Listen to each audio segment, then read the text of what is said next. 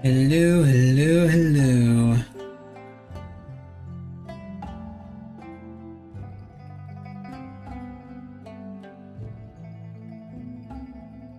How is everybody on this Thursday? It is Thursday, right? I didn't lose a day, did I?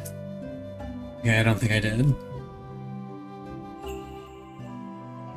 I was debating on whether or not I was gonna play this game or play some more Master Duel before the new pack came out, because the new pack comes out later tonight, actually. Technically early tomorrow, because it's like 1 o'clock, I think, is when the game comes off maintenance, but I usually don't go to bed until after it comes back up anyway, so just my usual time. But I figured I'd go ahead and get started on something that I've been kind of kicking around the idea of for a while, and that is yet another playthrough of Wandering Sword. I've already played through this game a couple times. Both times when DLCs came out, and it was a lot of fun. I really like this game, but one thing that I never did, I never played through on the highest difficulty, which with one of the updates that they did, the highest difficulty actually has a lot more to it than just making things harder. But I'll get into that a little bit more as that becomes relevant. I need to swap around a couple of things. The game went quiet because it doesn't like not being selected. If I've got this as the active window, then the music comes through. If it's not the active window, then the music just cuts off. It's not something I can really fix as far as I'm aware. Just need to double check a couple things. And then I can go back over this. Okay. So I was debating on playing this or just doing some Master Duel, but ultimately decided on this because I kind of just didn't feel like playing Master Duel, if I'm being honest. Which, that happens. Nothing wrong with that.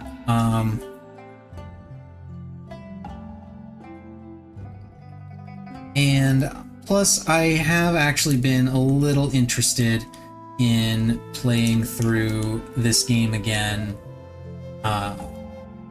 both in higher difficulty and just with different builds and such. And plus, I wanted to try and go for some of the achievements.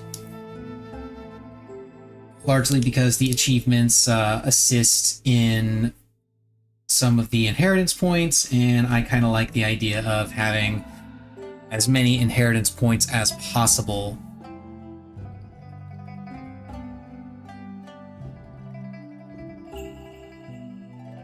And there's the ads, so we're gonna go ahead and let those play through. Once those are done, then I'll go into some of the details.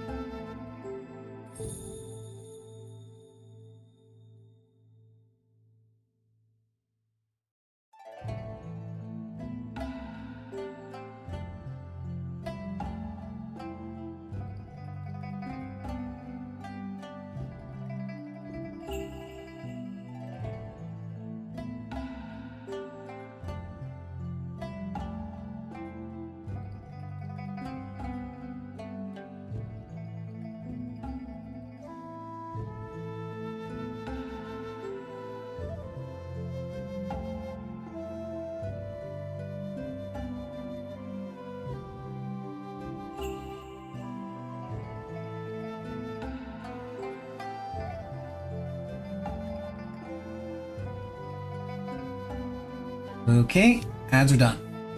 I've just about finished setting up what I want for my... no, I'm not going to bother with that. Just about done setting up what I want for my inheritance. Standard setup, maxing out initial martial points, maxing out initial meridian points, maxing out cooking life skill, because cooking is the biggest pain in the ass to actually level up.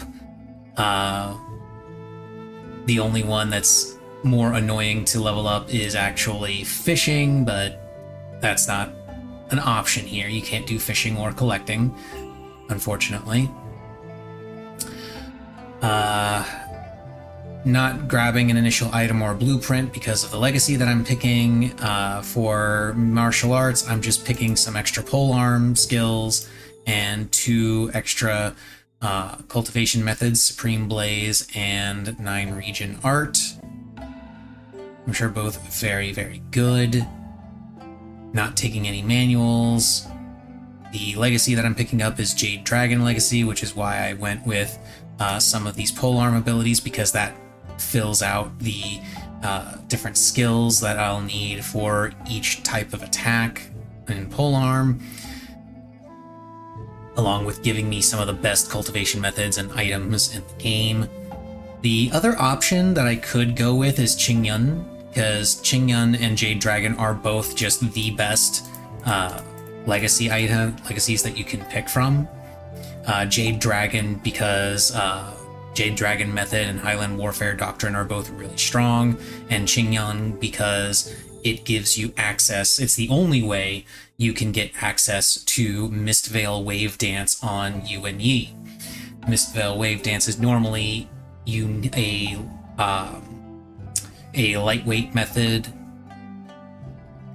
a lightness method. There we go. A lightness skill that is unique to Shangwen Hong and Sima Ling once you clear a particular fight in the Southern Chronicles.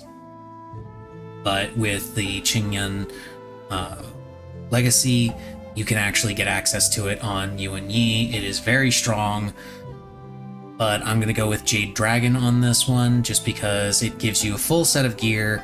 The cultivation methods are insanely strong, and Jade Dragon, 100 Jade Dragon forms, and just the setup in general makes polearms just the best weapon in the game. Normally, if it's without Jade Dragon, best weapon in the game is probably Fist. It's either Fist or Sword. Personally, I lean more towards Fist because I think it's behind. I think those Fist skills are more interesting, but Sword is also very, very strong, particularly because of some of the unique swords in the game that you can get. But all of that is immaterial because I'm going to go with Jade Dragon Legacy. I'm picking up the polearm martial arts for a full set of skills, and the 2 extra cultivation methods for more martial points and just for the effects in general as well. Now, on to difficulty. This is something that they added, and something that I've kind of hesitated going through for a while, because the normal difficulties are just, the typical easy, normal, hard, and then extreme.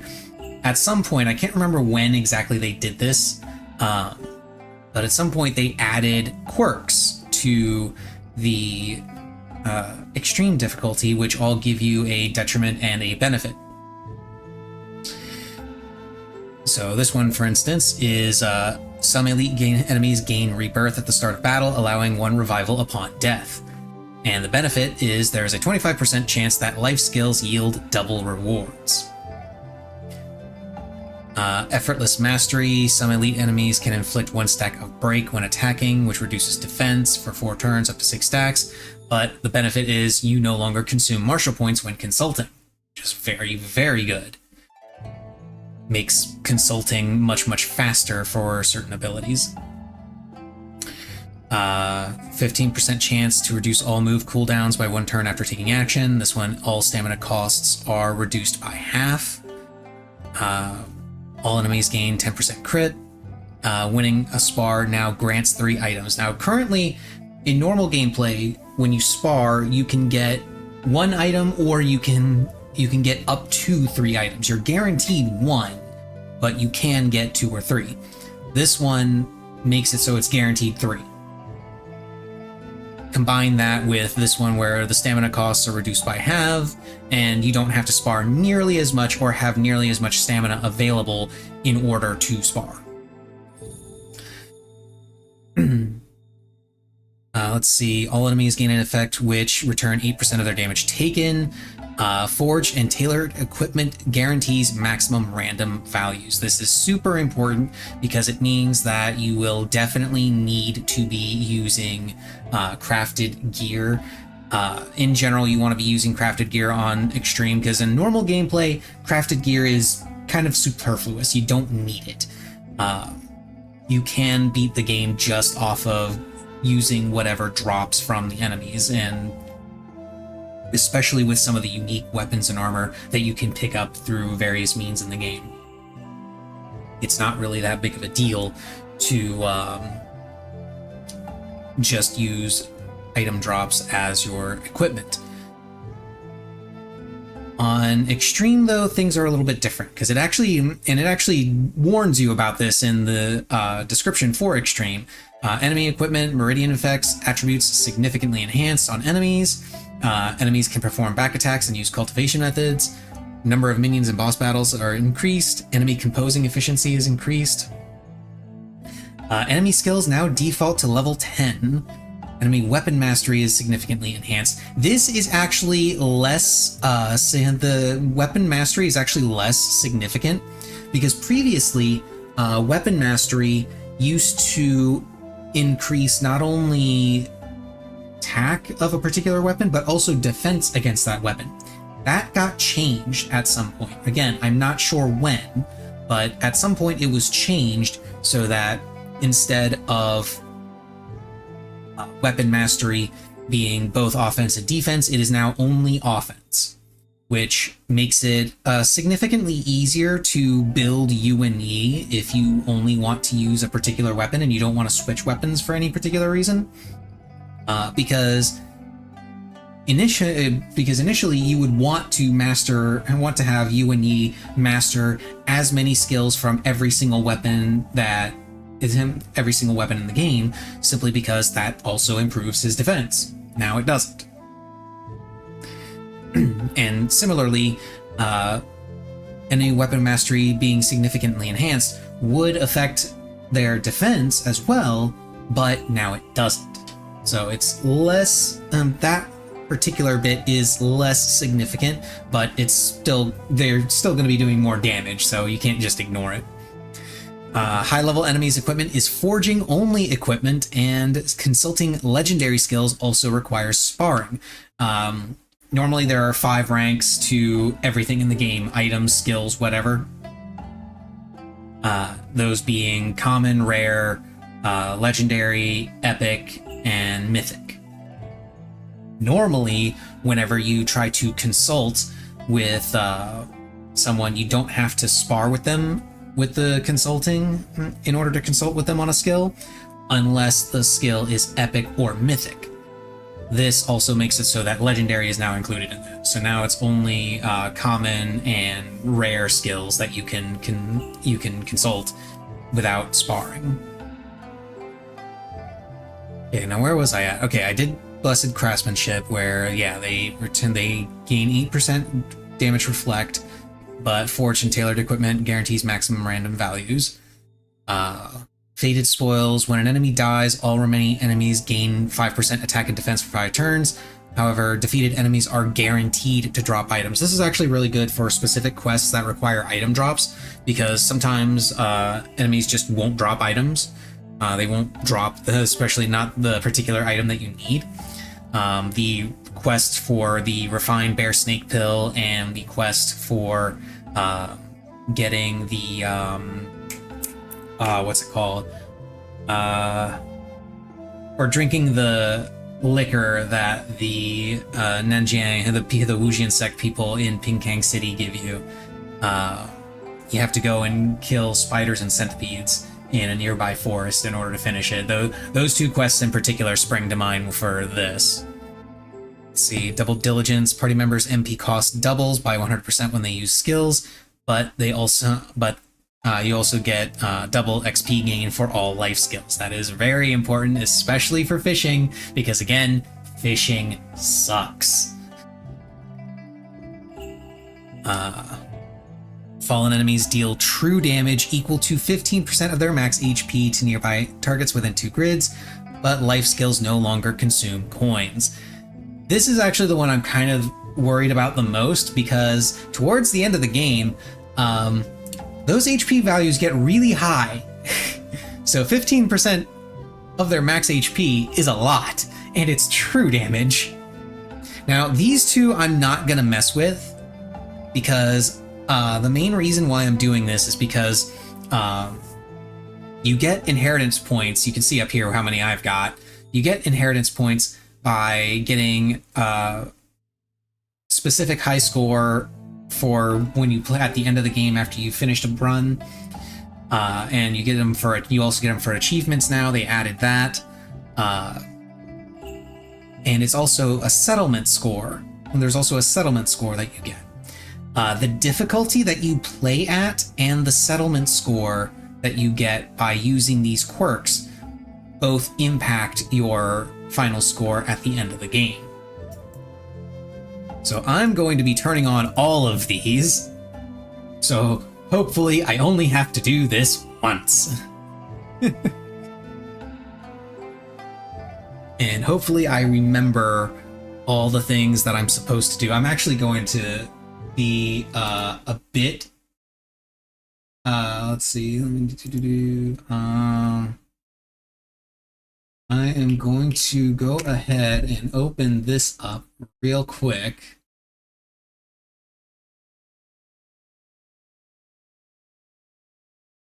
Yeah, I actually have a walkthrough pulled up, because I want to make sure that I don't miss anything, because there's too many times I've gone through this game intending to do a specific thing, and then I completely forget about that thing. Or I'll miss some random small side event that somehow impacts the entire playthrough. It's very annoying. I still have a couple points left over. I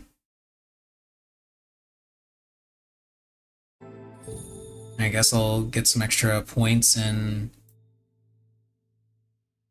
my other masteries. I'm not worried about leveling alchemy or forging. Alchemy, forging, and tailoring, I'm not worried about leveling. Alchemy, I'm not worried about leveling, because one of the companions I'll be picking up later on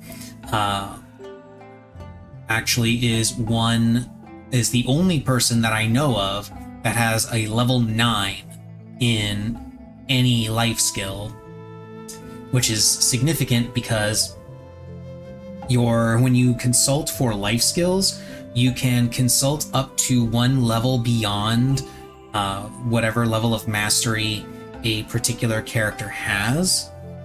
And a level 9 mastery means I can go all the way up to level 10, which is the max. And there's a character that has level 9 in both alchemy and collecting. Collecting isn't really that hard to max out, but alchemy, I'm more than happy to get the get the bonus for that. Tailoring and forging, I'm also not really terribly concerned about, because I'm going to be crafting gear constantly for my other characters for this. So, yeah, all the quirks are active. Okay, here we go. Oh yeah, I did want to go over these, even though I'm not going to use these. This one is up to level 30. Each level reduces... Yeah, it goes up to level 30.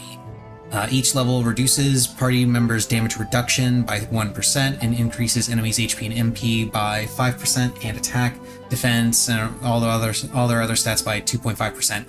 And that's per level. that gets kind of scary. And then this one is cooldown of all skills except for normal moves of all units in battle increases by 1 turn. So that one is not as big of a deal. This one is kind of huge because you're nerfing yourself and buffing your enemies even further. But I'm just going to go with this. Extreme difficulty, all the quirks turned on. And we'll see how this goes.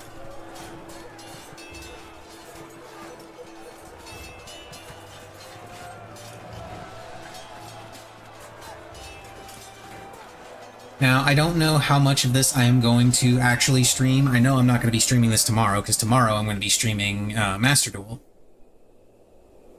Because that's going to be the new pack, and I'm going to be laddering on with that. And then I'll also be streaming the Duelist Cup. So I'm going to be participating in that. Yeah, I'm going to skip this. I've played through this game enough times. I've played through it on stream enough times that it's not really... Let's ride on my boar. And while I'm thinking about it, let's go ahead and... Okay, so let me see. Do I have the skills equipped? Okay, yeah, I do have them equipped at least. So I'm at beginner level, just with the skills I've got. Let's see how high this thing gets just from equipping the gear. Yeah, I jumped straight from beginner up to master just by equipping the gear. We're going to do the cultivation methods first, because they are the most expensive. I didn't get a lightness skill.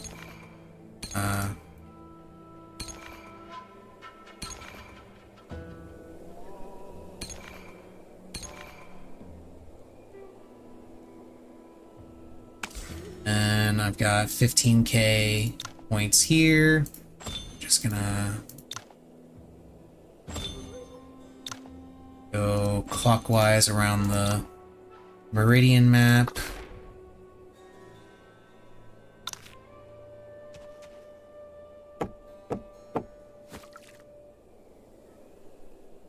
And then bad things happen. Choice doesn't matter here. More bad things happen. Qingshu rather, steps in and starts kicking ass. I don't think the increased difficulty affects this because this is meant to be the tutorial.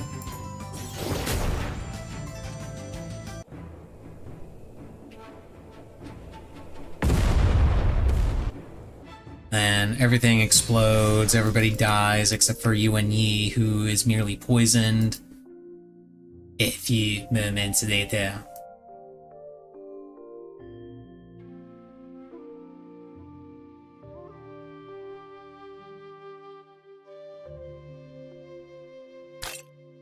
Replace my epic accessory for Intoxicant Pendant for a moment. I'm going to put it right back. Come over here, open the Anniversary Pack. The Anniversary Pack gives me a couple of things that are largely inconsequential. The only thing that really matters here is the Pure Gold Ingot, because I can use that as a gift. And because it is a mythic gift, I can use it to completely max out certain people.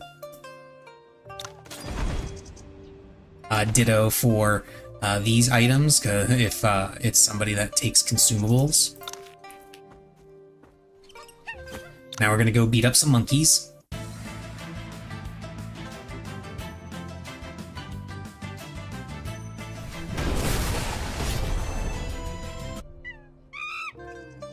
Got the Jade Dragon Spear equipped. That used to not be there, that model for the Jade Dragon Spear. It used to be just the standard polearm model.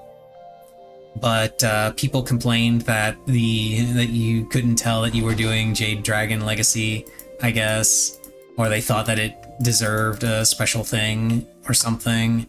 So they made it so that if you have the Jade Dragon Spear equipped, you can actually see that it is in fact the Jade Dragon Spear and not just some regular polearm.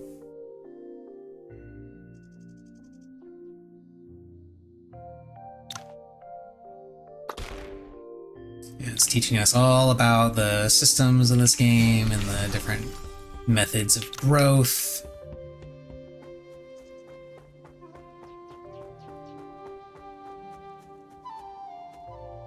Let's open up a bunch of chests.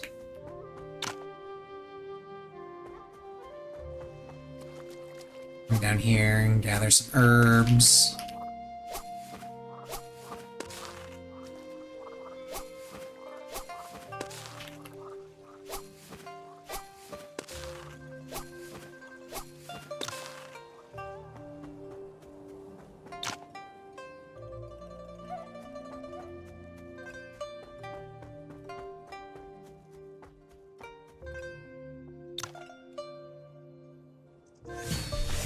Now we need to go and get some liquor.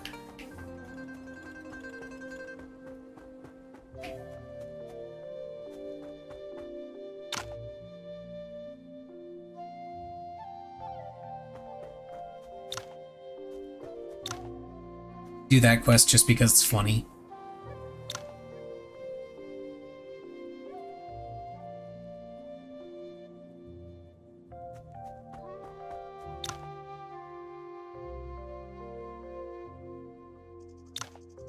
Okay, gotta give him a gift. He likes consumables, so we can give him that. Now we spar with him.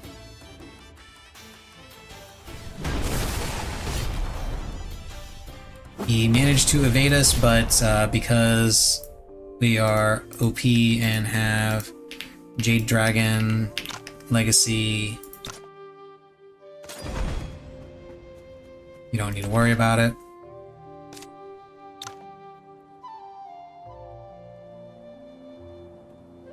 And I can freely get a bunch of these since consulting no longer costs martial points.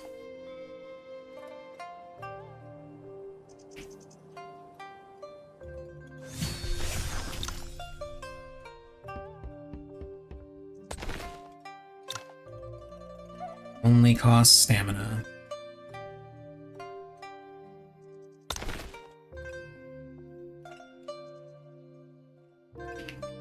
And that stamina cost is cut in half.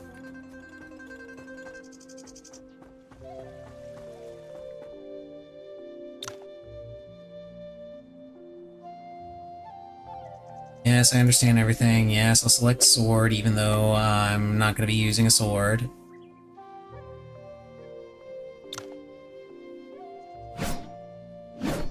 Actually, a completely different reason why I'm choosing sword here.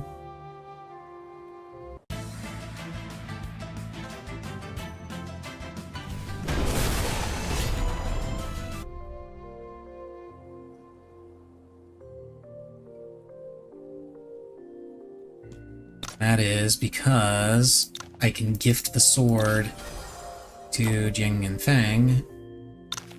Fortunately, it's the only thing I have right now. I want to try and spar with him.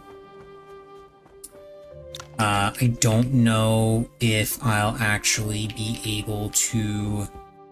no. Does he have... No, he doesn't. Does he have... No, he doesn't trade anything. I need more swords. Trade...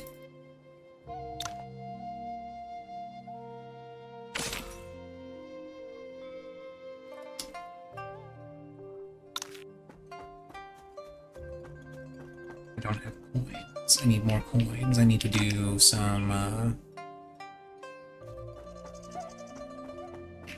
need to do some quests.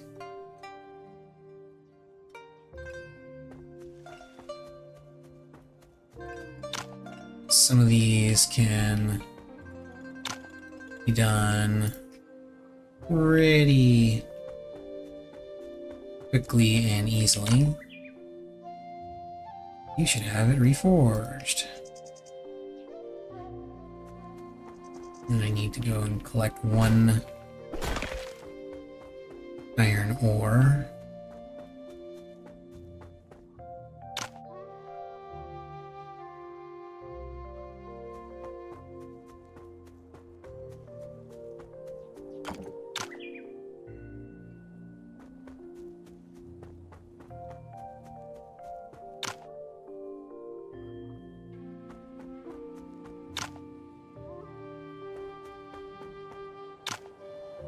this guy to ask him for some monkey poison, because the monkeys have been stealing food.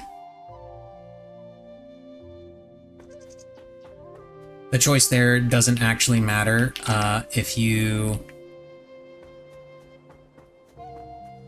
choose not to poison the monkeys, a monkey, you don't see it, but you are told that a random monkey comes by and steals the poison and eats it anyway. He wants us to go kill snakes. She wants us to go kill boars. Oh no, she wants herbs. Gotta choose the second option there for an extra quest much later.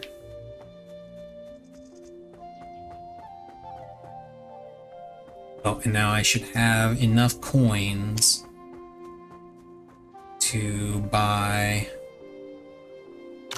more swords. Should only need that many, because I just need to get him up to 20. If I get him up to 20, then I can spar with him.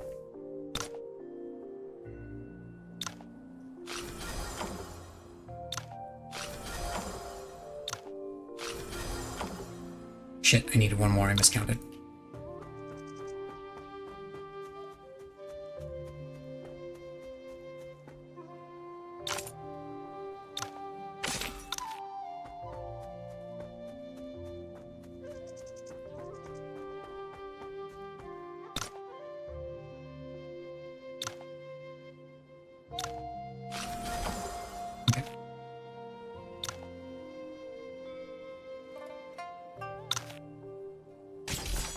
See if I can beat him in a spar.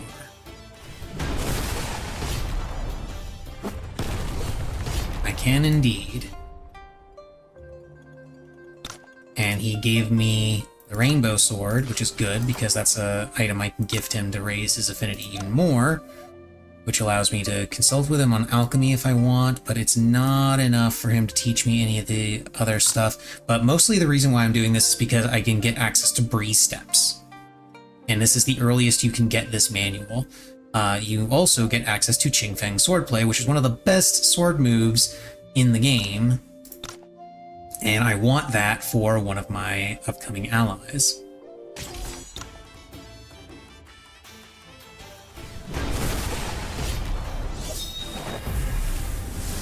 He's used Infinite Four symbols because they can use cultivation methods.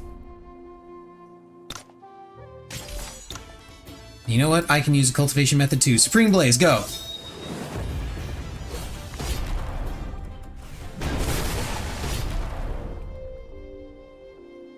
Okay, cool. I got the manual. I'm not sure how high. I think I can get up to 70 with a legendary item. I think. I'm honestly not sure.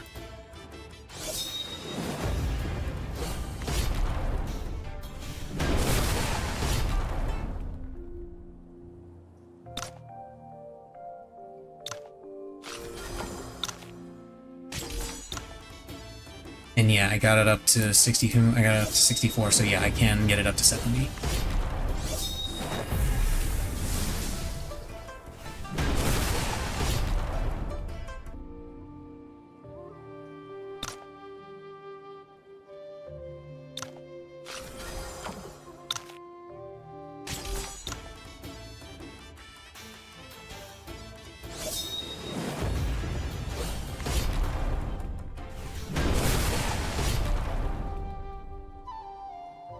Cool, and I got Qingfeng Swordplay that time. That sword... Oh no, I can get it up to 80! Okay.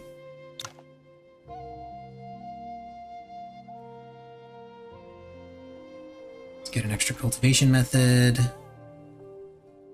I don't need to consult for Qingfeng because I have the thing.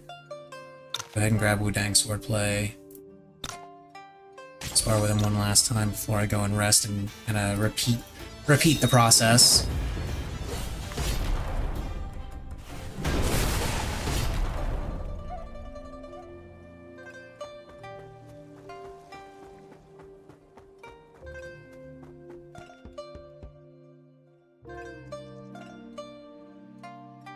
I also need to spar with Xiao Tong because she has an item that I need for a quest.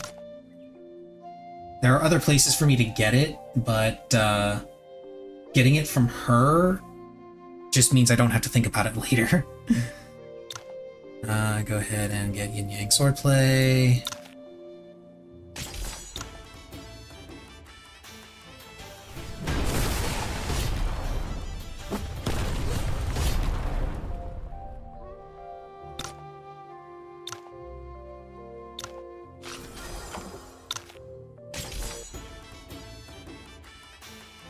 Getting him up to 80 isn't necessary. I just kind of want to do it.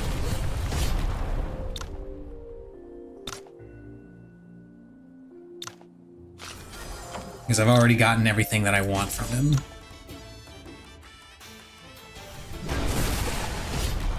Evasion? You're not allowed to do that.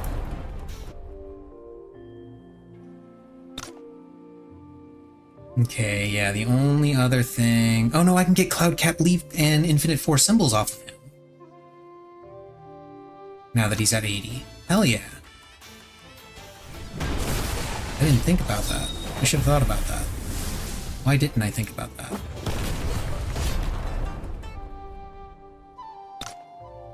Salts... I need more stamina. Which I can actually get if I bothered to learn the stuff. Lightness skill, quick upgrade, boom. Max these out because I want to have more offense. I don't need to max these out at all. Max these out for more meridians.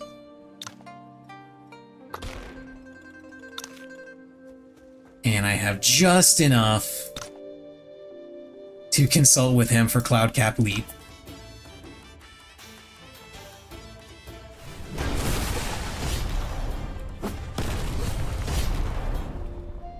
That is what having a lightness skill equipped does for me.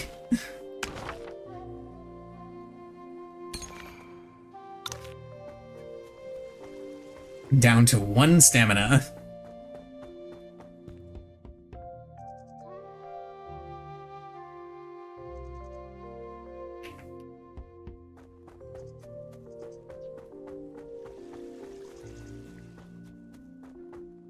Okay, and Xiao Tong.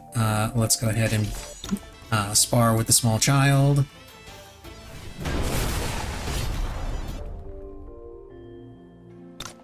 We stab the small child with a spear that is twice as tall as she is.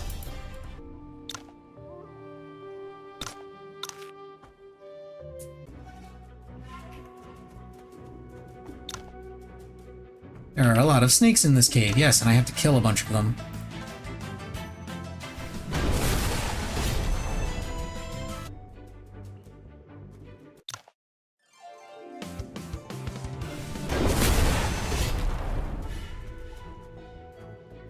I think I only need to... Let's see, how many do I need? Oh, I only needed to kill 3. Whoops. Oh, there's a chest here. And I believe there is another chest.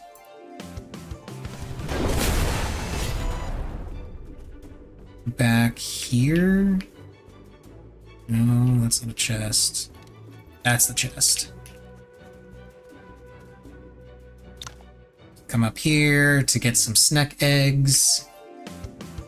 Oh wow, there are quite a few more snacks. Oh well. Now there are none. Because that's just how good Jade Dragon Legacy is. Oh no! People are attacking! They're very powerful, I am no match for them. Have to wait for Master Jiang to recover. There's no other way I can do this. Absolutely none. I have no chance. I stand no chance against them. Jiang Yinfeng are stronger than he was 10 years ago. Yes, he is absolutely stronger than he was 10 years ago.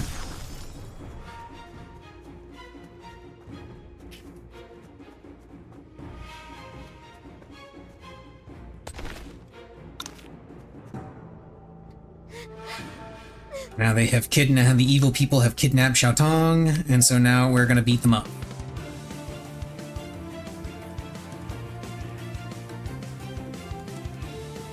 Yeah, we're gonna do this. Boom.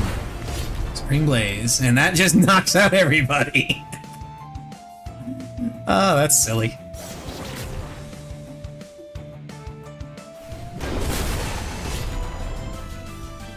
Now I get basic lightness skill, teal water, a bunch of other stuff. And then cutscene happens, cave collapses, I get knocked out, Jiang dies, Xiaotong gets taken to Wujian Sect, and then there's this asshole.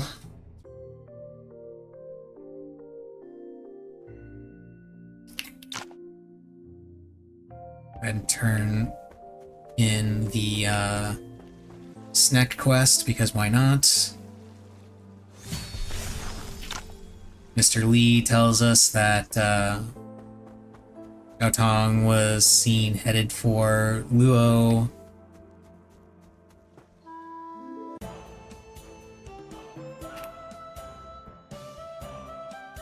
So we go to Luo. And we're told that a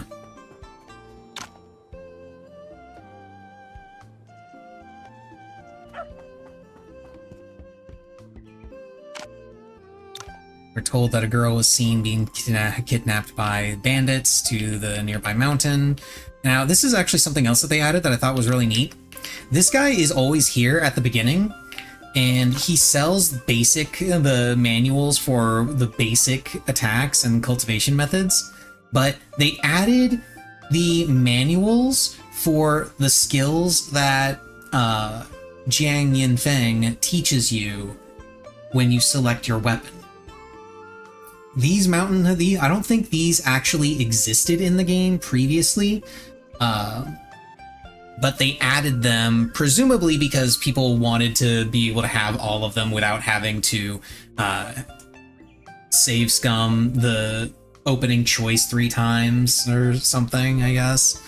Although you still kind of have to do that because of what happens in Mount Wanzi, but still, it's pretty cool. Pretty cool. I do like that they added this stuff. Of course, this guy, you have to remember to buy them from this guy before going to doing the quest in the Martial Club in Gusu City, because that quest actually reveals that he stole a bunch of manuals from the Martial Club, and that's what he's peddling. And once you learn that he disappears from here, he goes to a different village, and you track him down there, and he vanishes from the game forever.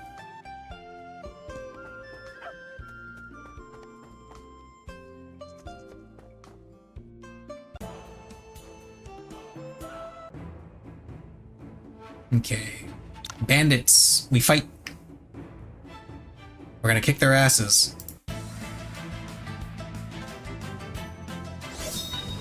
Oop. Yeah, Supreme Blaze is kind of broken.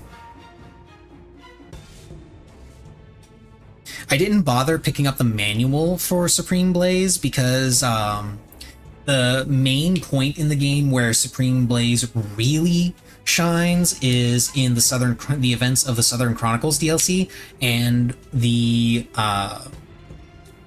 Heroes Adventure Collab DLC that was added actually gives you the Supreme Blaze manual if you resolve it correctly. So I don't need to get the manual at the start if I'm going to be able to get it before it matters.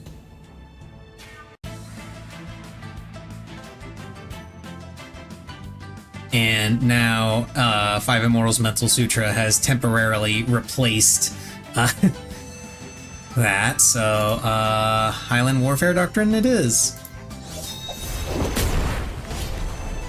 Which is also super powerful, just in different ways.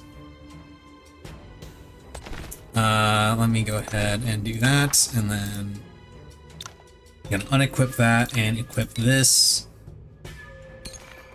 5 Immortals Mental Sutra is really good, but it's got nothing on Supreme Blaze, especially for this stage of the game. And then we have this lady.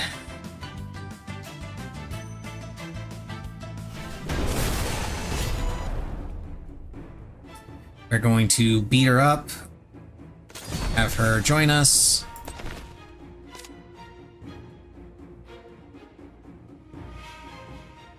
And I can't spar with her right now, which I'm not sure why I was expecting to, but eh.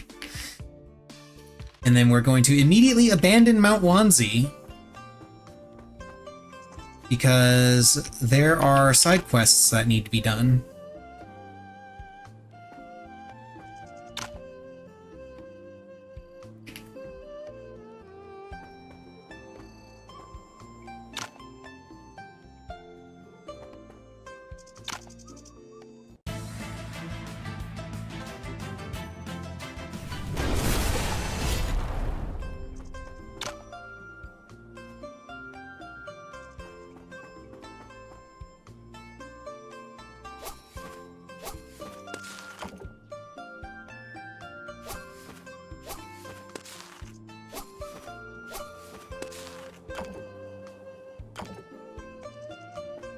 Three.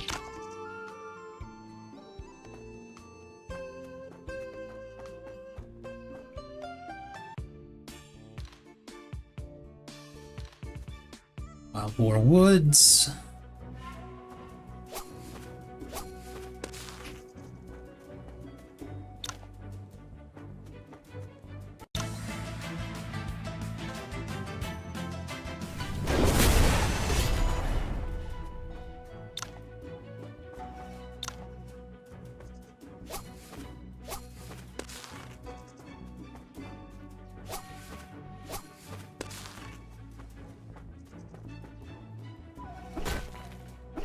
I'm getting double rewards from some of these.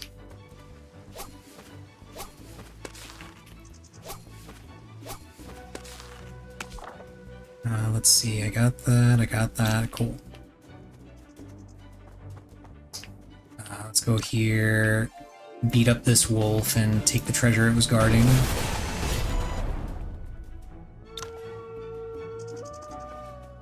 Gives me yet another manual.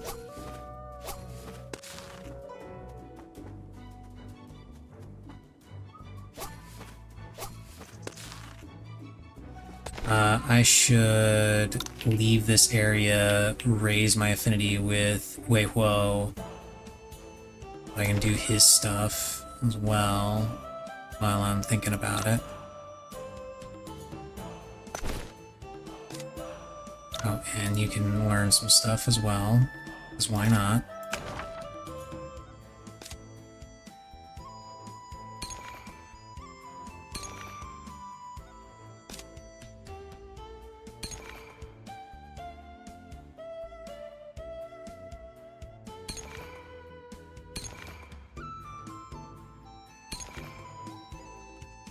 Yeah, I know I don't need to level any of these, but I still kind of want to, you know?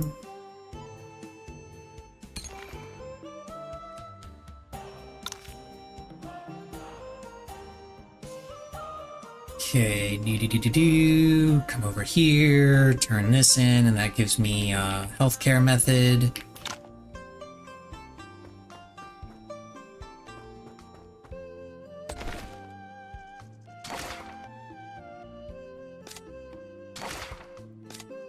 And then you, I need to gift stuff. Oh, you'll take this, nice. I'll jump your affinity way up. Let's help him. We're gonna spar to get everything and get that stuff back.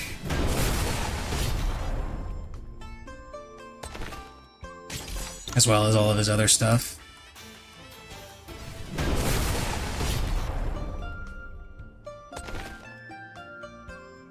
One more spar.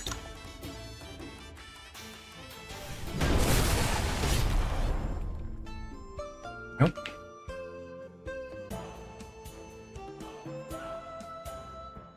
Go back to the Wild Boar Woods. I didn't want to do that inside the Wild Boar Woods because I didn't want to risk it would, like, break something by being already in the woods and having seen the Boar King.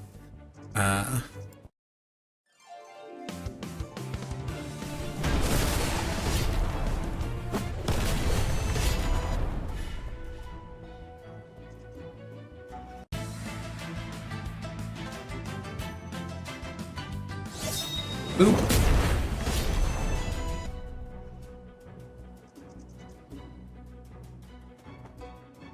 And then we follow the bandits to Lotus Lake.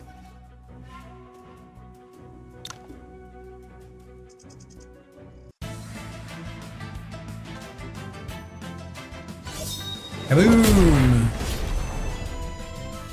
And we get access to Darkwind Saberplay, which is kind of eh.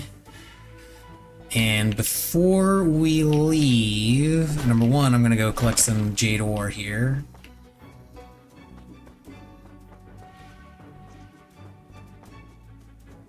Gonna come and see these two.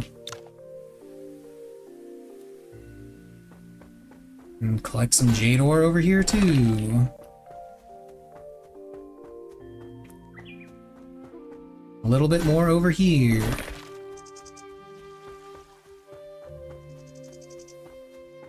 Why am I collecting Jade Ore? Because Jade Ore actually matters for unlocking some very powerful weapons later in the game. I need a lot of Jade Ore.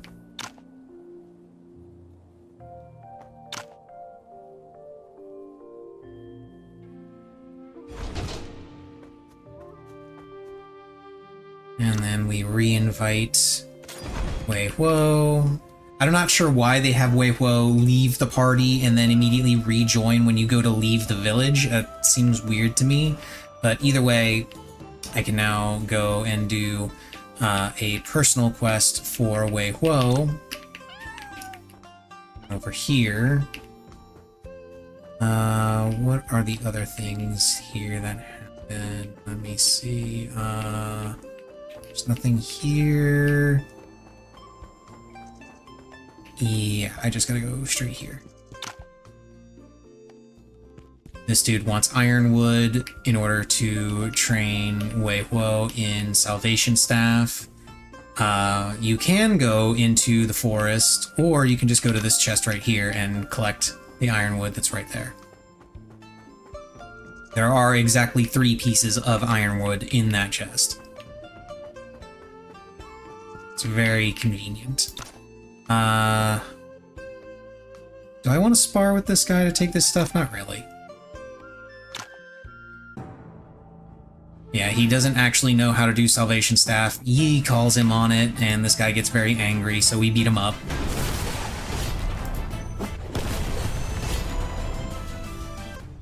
And then someone from Shaolin comes in and says, yeah, this guy doesn't actually know Salvation Staff. He's just a con man.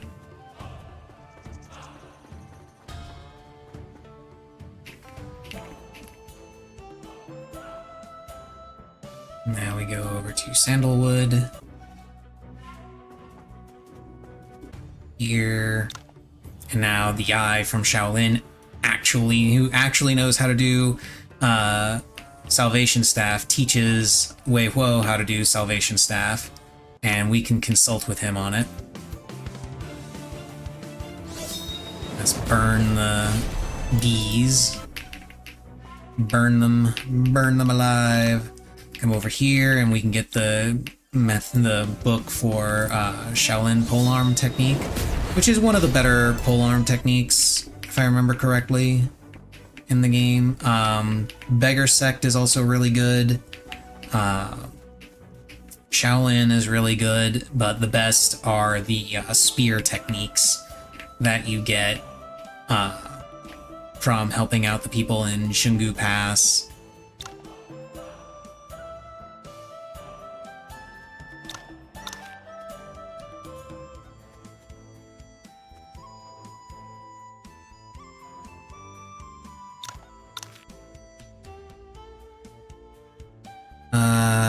What do I want to do next? I kind of want to go into Mirkwood so I can preemptively farm some of the spiders.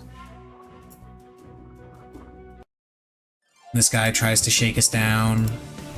We convince him that it's a bad idea to try and shake us down. And I want to kill some spiders. Spiders and centipedes. There's 4. I need 10 of each if I remember right.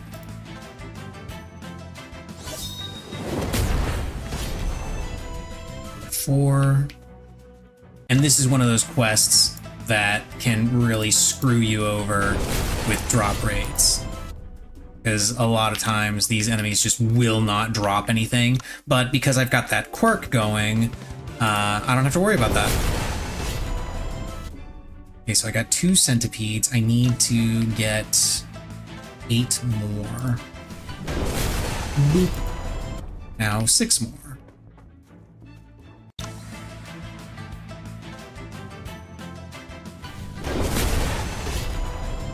Three more.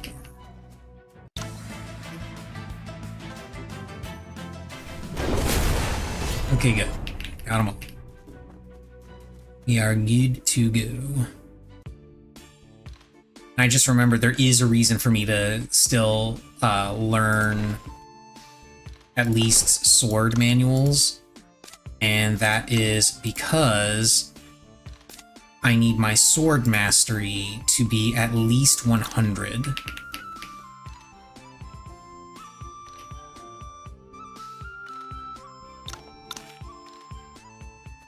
What's my agility is 140. I should be able to survive. Yeah, I should survive. I can go to Precipice real quick and get the Yoga Sutras manual.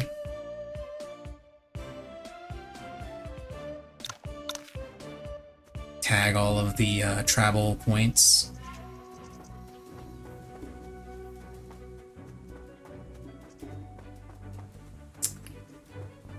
I need to kill some bears because I need bear galls.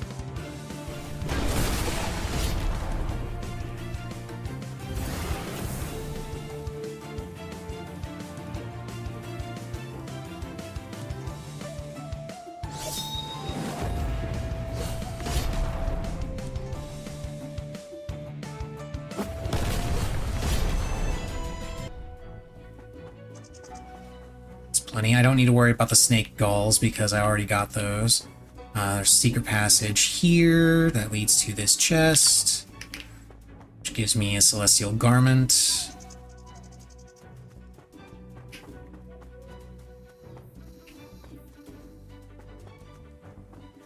Technically speaking, I could wait on this because I come back here later with down.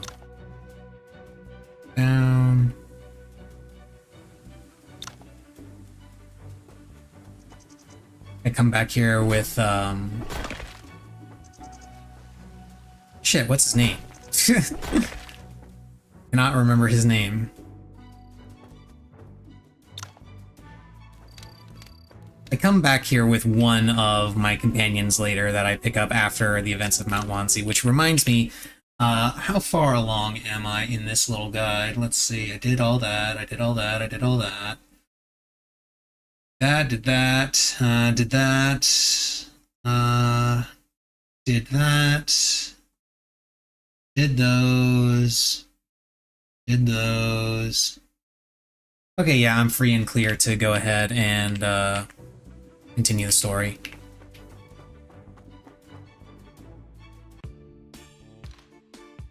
Bai Jin, that's who it is. Bai Jin. I come back here with Bai Jin as part of his quest, and he's one of the people that I can max out very easily using that treasure that I get from the anniversary pack.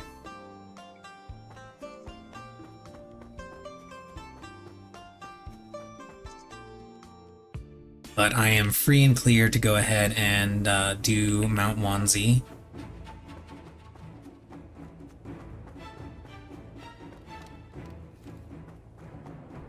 There's a chest down here that I can grab.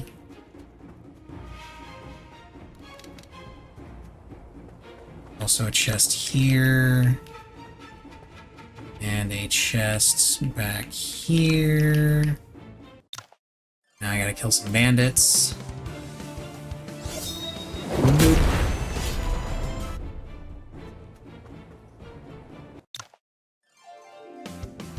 I should be able to hit both of these guys, yeah.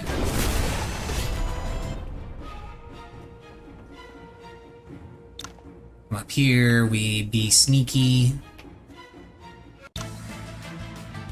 Try to be sneaky.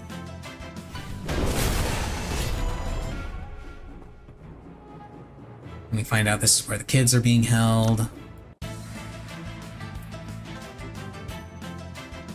And because we don't like it when people pick on small children, unless it's ourselves, we beat them up for it.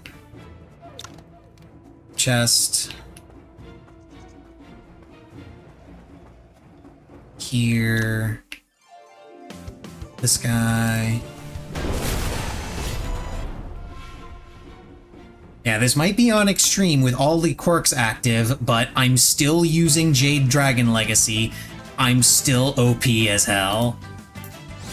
Kaboom! Decent points.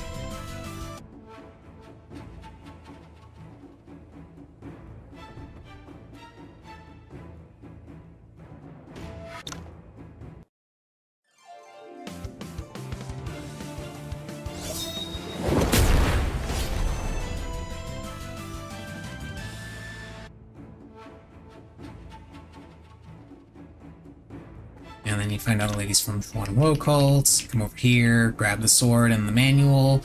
The sword and the weapon and the manual that you get from there are dependent on your choice of weapons at the beginning of the game, which is why you still kind of have to save scum that section a little bit.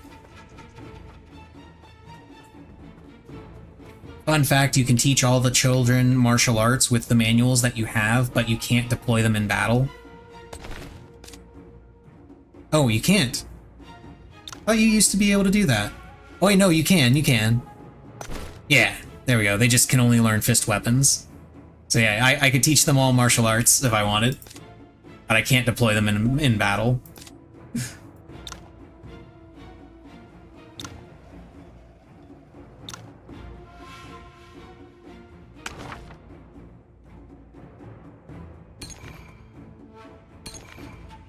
Do-do-do-do.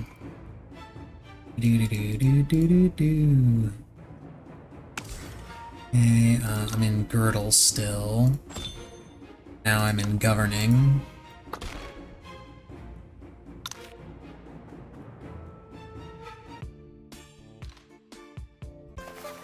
And I come over here. And we feast for 3 days.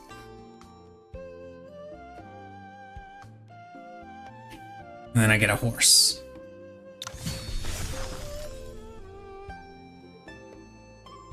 Yeah. And there's Baijin. But I don't think I recruit him yet. I think I go to Wudang first. Yeah, I go to Wudang first.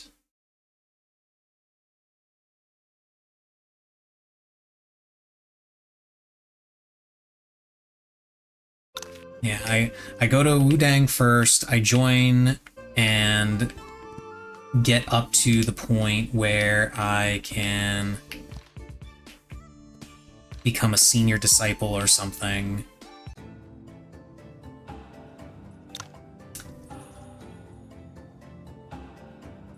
And then you smack this guy around because he's a piece of shit.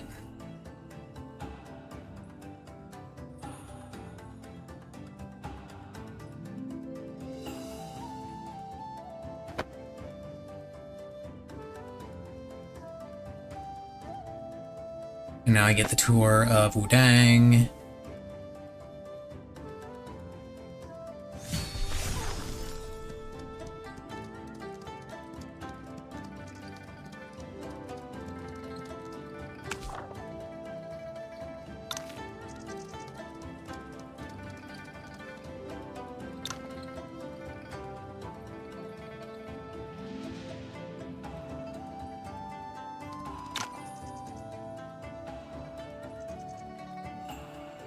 Udang lightness skill.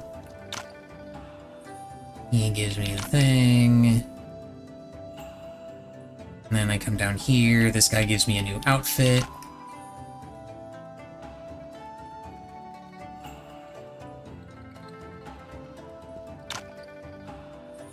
This guy teaches me some alchemy.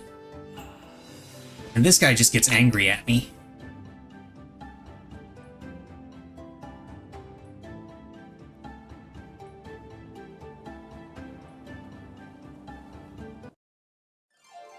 And then I come over here and I beat up Moki.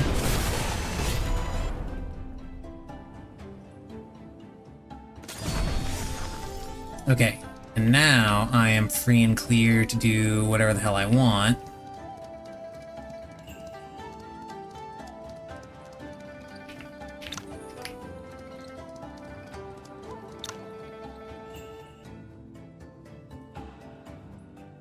This guy teaches me how to consult, which I already know how to consult.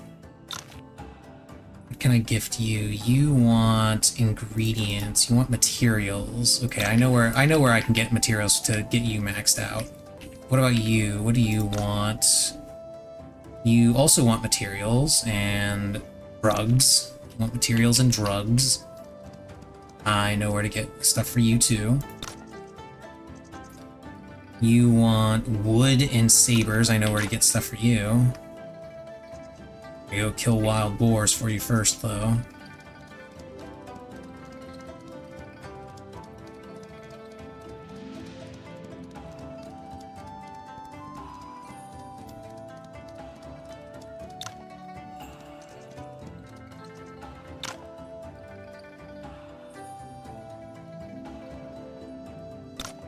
Observe. You want consumables. I can gift you stuff right now, actually, then. Yeah, because you'll take this.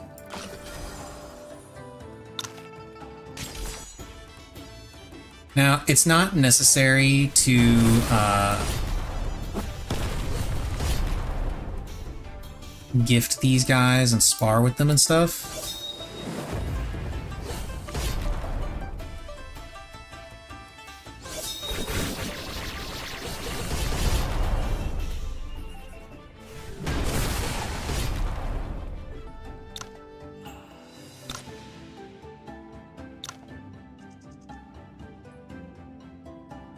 But doing so gets me early access to some really cool abilities.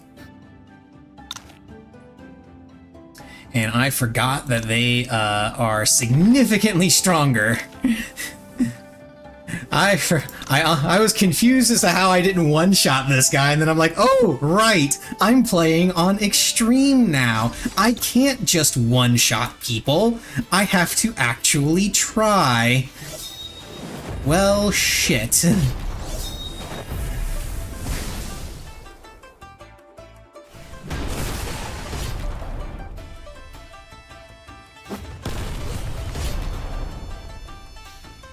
Oh wait, I don't have to go that close. Just put it here and just do that.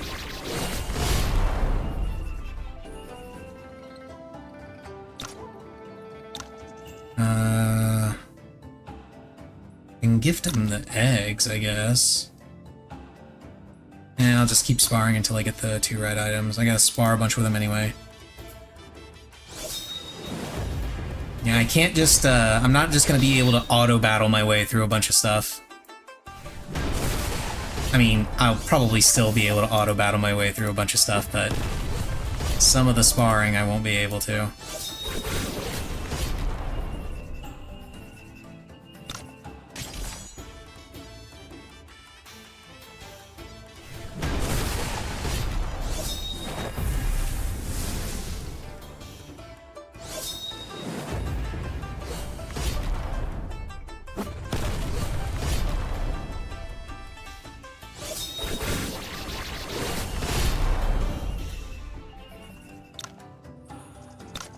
He really doesn't want to give me those 2 things. But you know what? He doesn't have a choice. I'm actually gonna go... Let me see...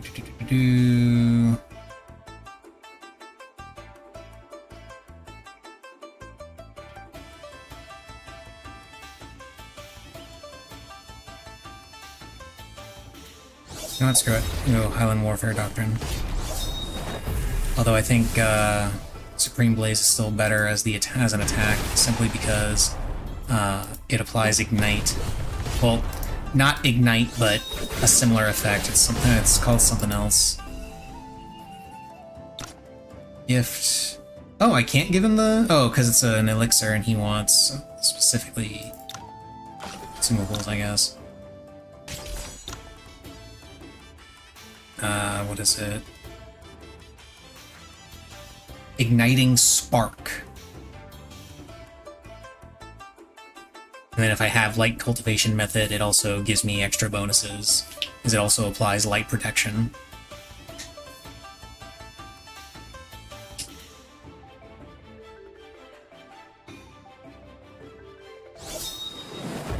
Supreme Blaze.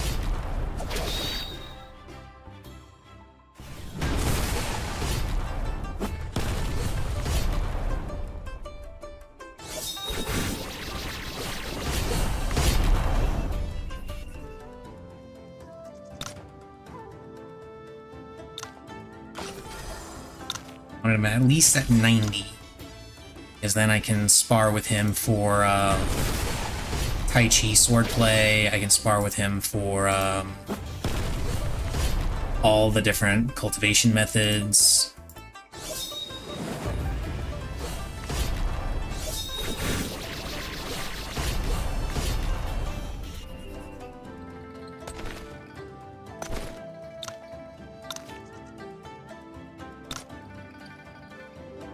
He gets Tai Chi Swordplay, I can spar with him for Alchemy, I can or not spar, I can consult with him on Alchemy and Collecting, Drifting Cloud, but Tai Chi Marvel Force is what I want, and yeah, I gotta spar with him for Tai Chi Marvel Force because that's one of the that's not a quirk, that's an effect of, being on extreme difficulty. Extreme difficulty, I have to spar for legendary skills, not just epic and mythic.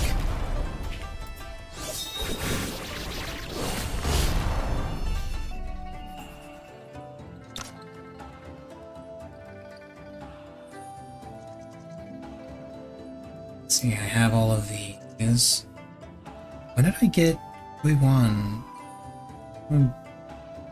Huh. Whatever, I'm gonna spar for Tai Chi Swordplay.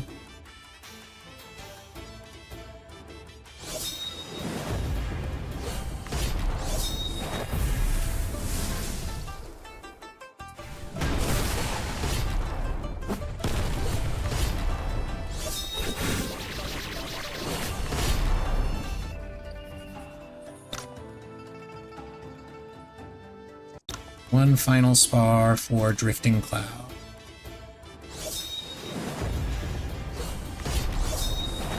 I'm not worried about learning the skills just yet, because pretty quickly I'm going to unlock an area that's going to give me a training area that's going to give me a ton of martial points and materials to disassemble.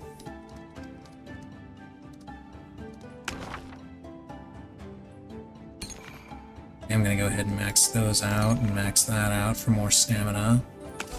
And I'm done with Girdle, right? Yeah, I finished Girdle.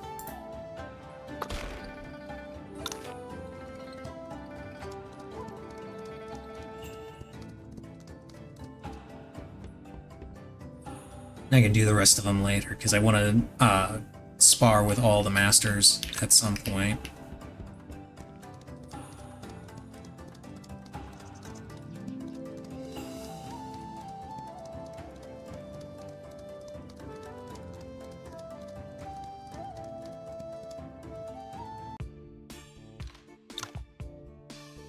And there's the people talking about the Eastern Sea Pearl, which is for the Eastern Sea DLC. Which, let's see.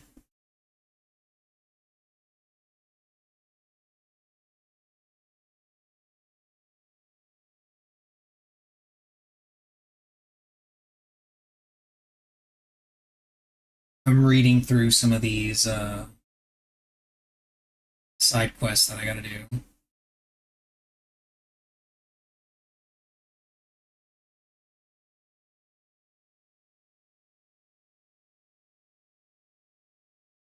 Yeah, I'm almost immediately going to be unlocking it.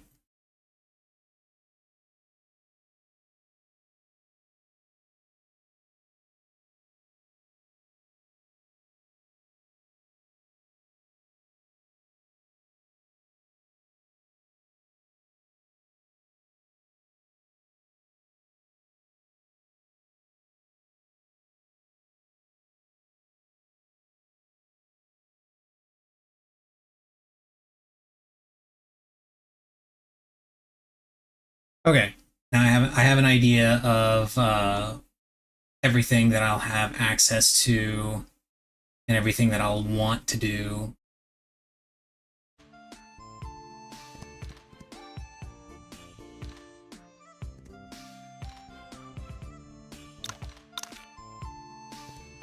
So first and foremost, we're going to go to the Luo village to recruit Baijin.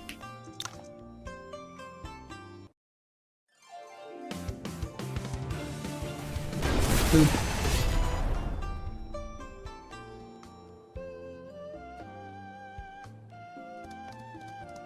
Now I get to go over and kill some bandits and then come back and tell them about it. And then we go to raid the place, and then we kill some more bandits. And it's a fun time.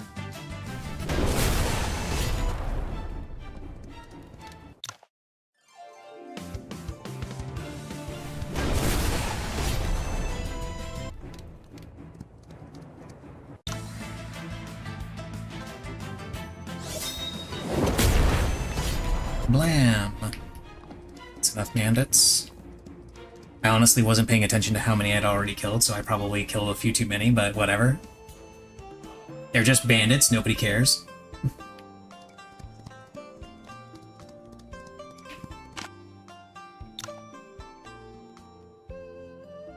We tell him about Tianlong Gang. He is grateful for that, but doesn't care. He wants to go and do stuff anyway. Alright, I can't craft here yet. I gotta go into Pinkang City to craft, because I want to see if dismantling still costs coins, because I know because of the quirk, crafting doesn't cost any coins, but I don't know if that also applies to dismantling. Kaboom!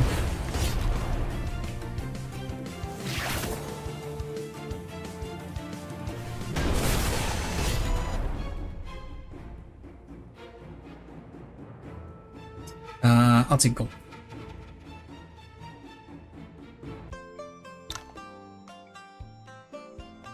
Okay, now he's off to a fancy forest. Let's come in here. And this way, trigger this cutscene. I get the Qingyun fan art stuff. And I learn how to craft. And then I learn how to craft some more.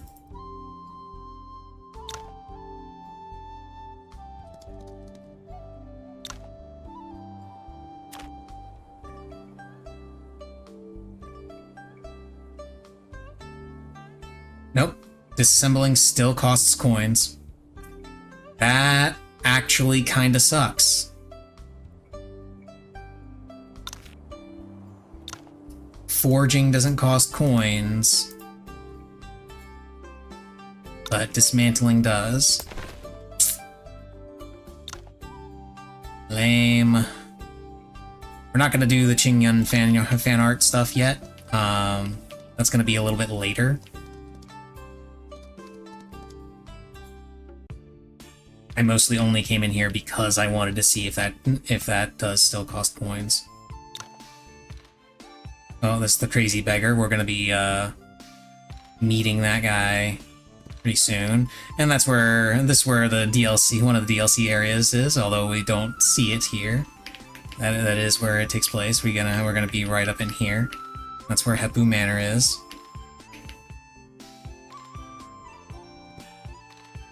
And we have the dude with his jade hands that likes when things are elegant.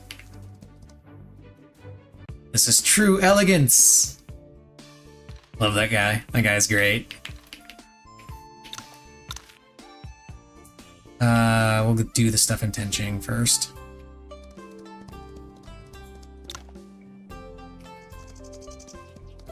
There's some crows.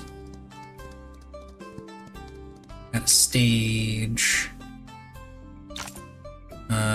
Plum liquor. I need 5 of those. Hello, Missy. How are you? How's my little Missy cat? Did you have a nice nap? Hmm?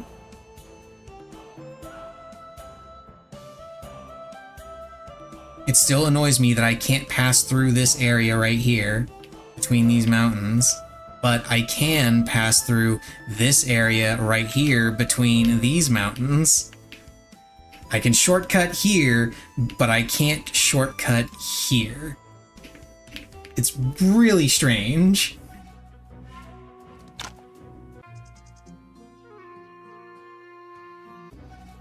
We're gonna trust Baijin. And then we're going to set these people on fire.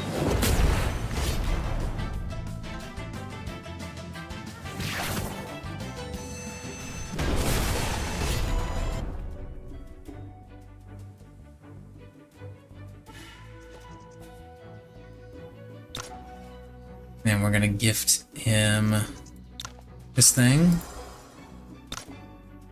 Now we're gonna spar a bunch to take it all away.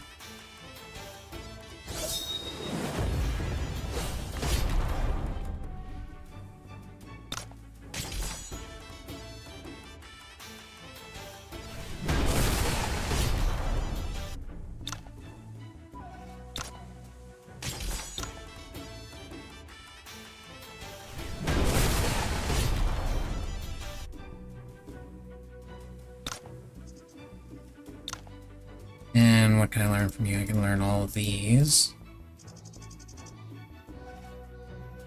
Oh, you also teach Swan Steps. Lightness skill. That's good.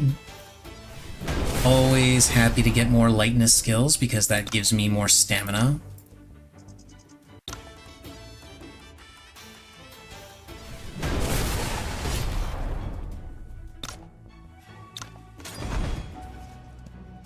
And we go to the precipice.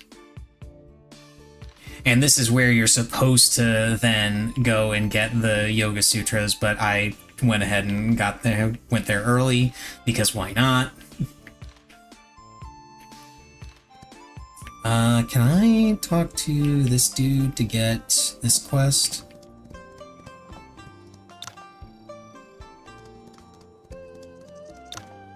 There's a disabled Taoist here who wants us to beat him up, I guess.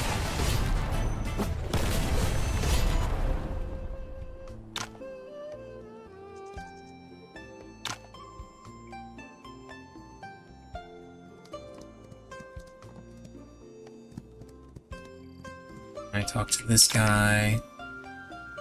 He wants us to kill bandits at Precipice.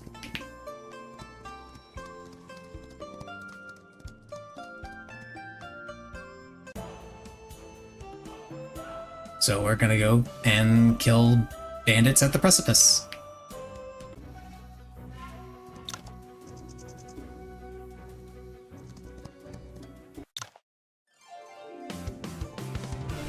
Surprise, surprise, that's what Baijin wants us to do too.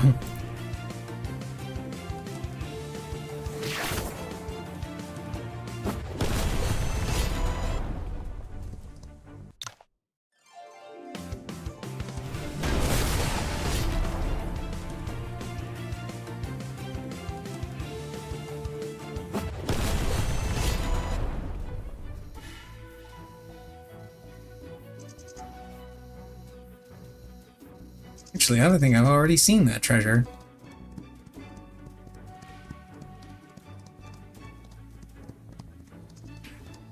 That's all that happens. That's all that really happens if you come here sooner. If you come here without having already been here to collect the Yoga Sutras, they tell you about some hidden treasure, and Yuan Yi suggests going to check it out.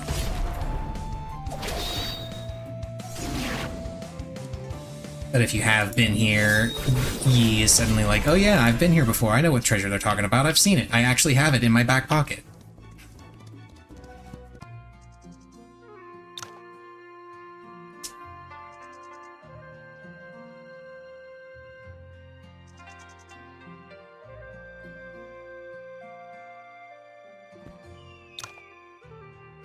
And then we jump down again, because why not?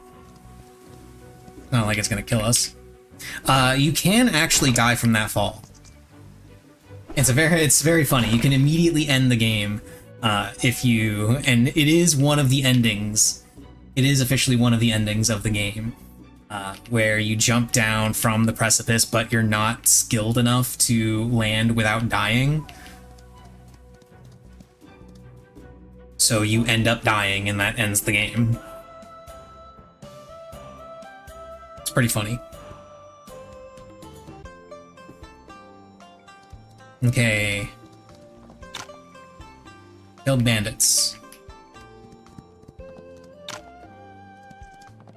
This guy's... excuse me. This guy is supposed to have a quest that appears after doing this guy's quest, but I don't think I've ever seen it. Maybe after I leave the village and come back? Reset the area? Question mark? No? I don't know, maybe I'm just wrong. Maybe I'm just wrong.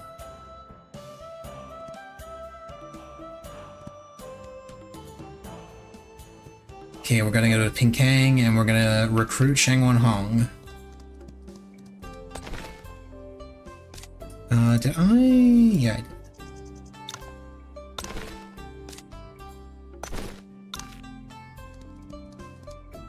We're gonna go talk to this dude, Lord Wang.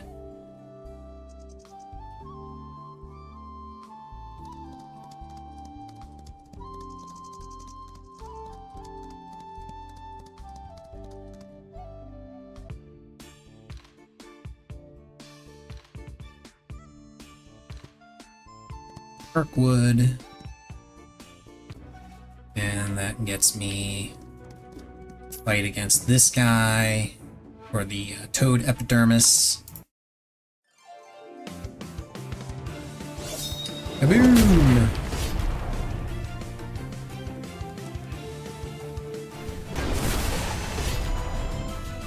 We get poisonous dragon tongue.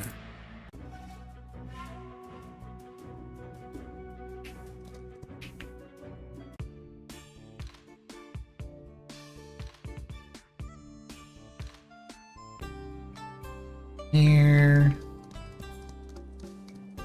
This dude again complained that there was some madman living in the woods. And then he tries to be a dick, so we beat him up. And Shangwon Hong comes to help us out, because she is best girl.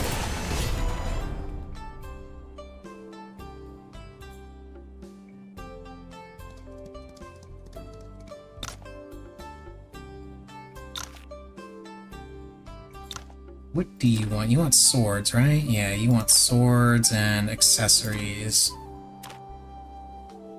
Oh, and tea art.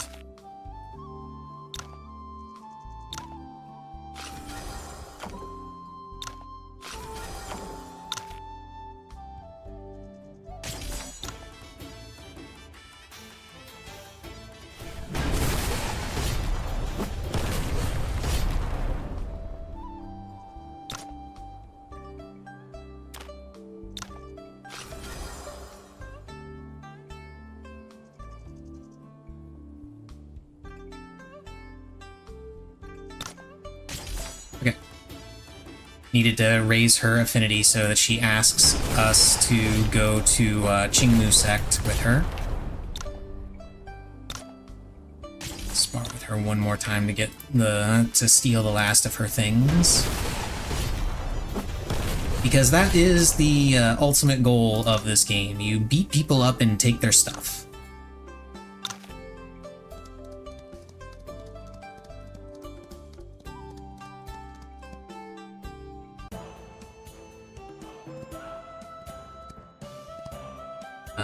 Is my sword mastery high enough? No, it is not. Not by a long shot. Probably because I haven't bothered learning any of these. Let's go ahead and max that out. Max these out. As much as possible from all that. What does that put me at?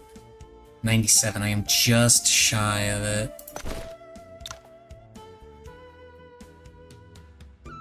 But I have some spare martial points here, so I might be able to manage. Yeah, there we go. Now 133 sword mastery. Good. Go to Qinghong Temple. First I come across this guy, stop the assassin.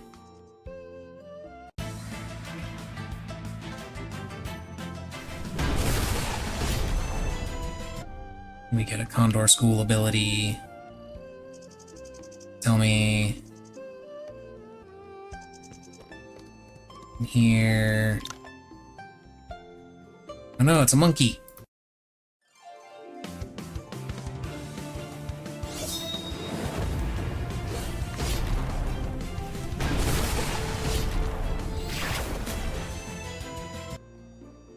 Beat up the monkey.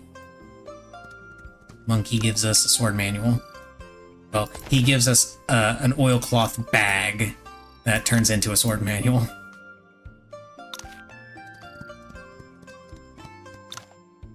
And we come over here, grab that chest. Come over here, grab this chest. And we move on. Moving right along.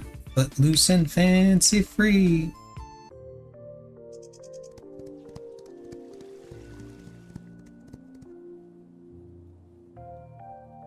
And we come here to Qingmu Sect, and we are getting a hostile welcome.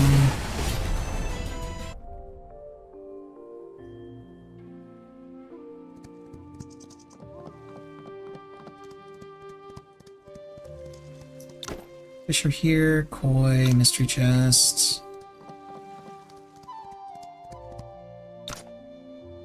She teaches that blueprint. She also has the arcing sword play. This is the only place you can get it.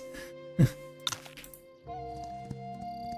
is very silly because it's a normal move.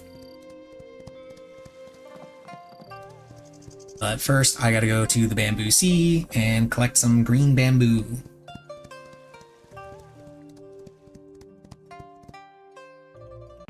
Which is a very annoying, much more annoying quest than it first appears to be. Because at first you think that it's just bamboo, just grab bamboo.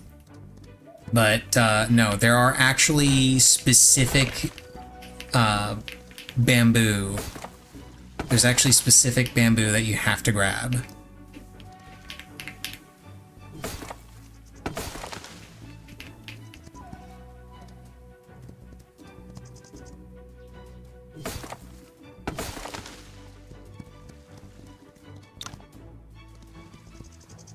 Got all the green bamboo. And then there's also special green bamboo, which is also different, which is this right here, actually. I'm gonna come in here and steal some stuff that's just kind of laying around. This is actually Shang Tingzu's place. We'll be meeting her much, much later. Oh, I also need scorpions.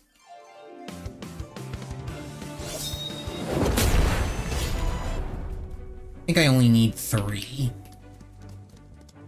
But I'll kill these extra ones just in case.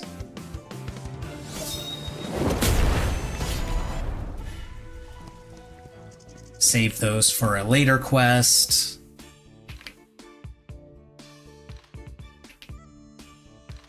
Where I learn about the exotic golden scorpion.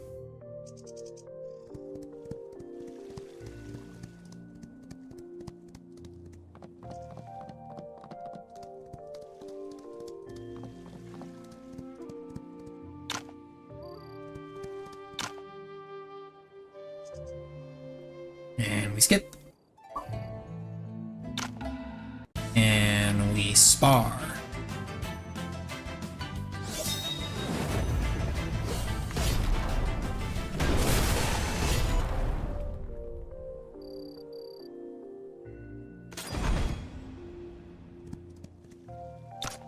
Now, we have to find some things to gift you.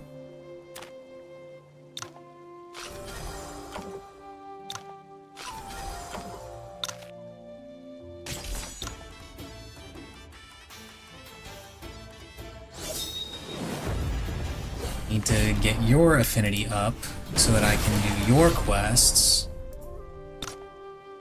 So that I can recruit you.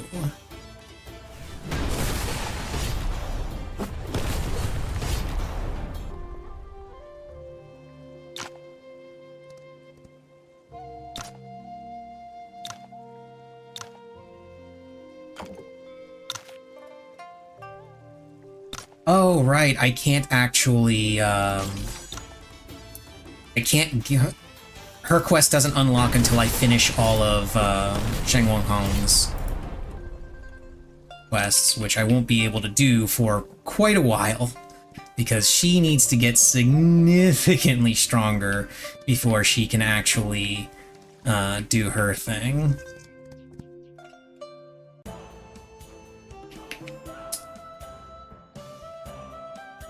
Which means I need to pay a visit to Mount Tigoror.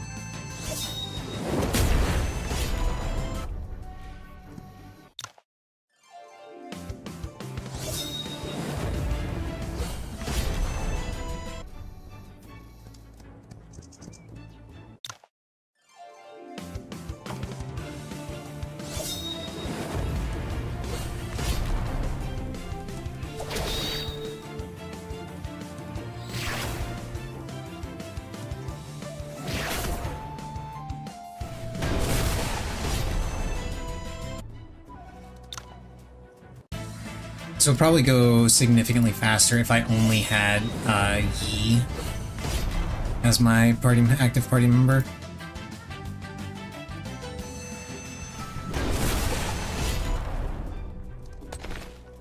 Matter of fact, let's do that. I will need Cinnabar for later.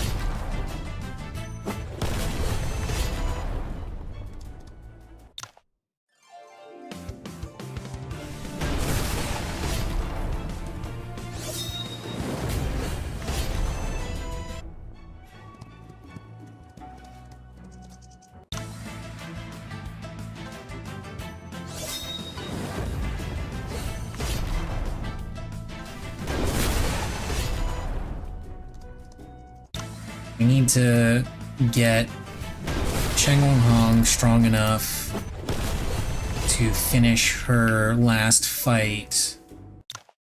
Because her quest culminates in her winning a spar against the Qingmu sect leader.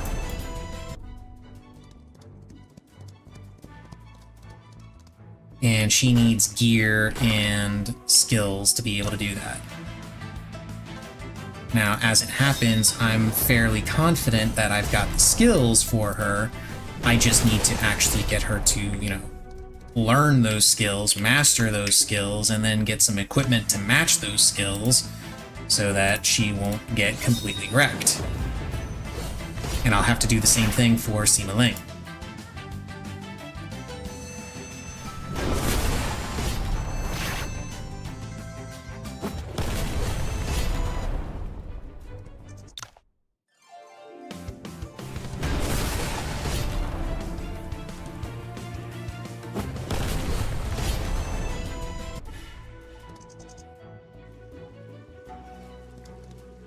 I should be able to real-time this, right? Let's see, can I auto and real-time this?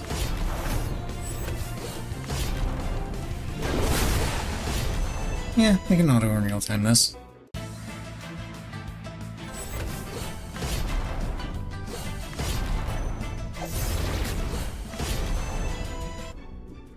The movements are a little weird, but it works.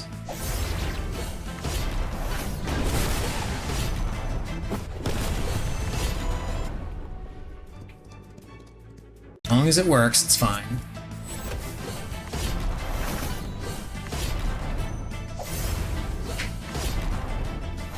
And it's cool that they actually use, like, I'm not sure why this is the case, but I was curious about this as well.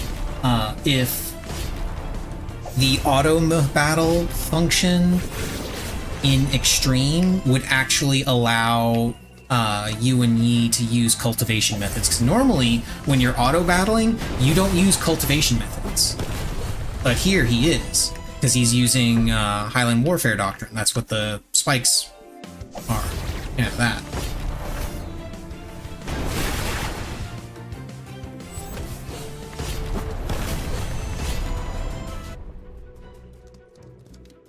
Bang Meng is actually a green enemy. Interesting.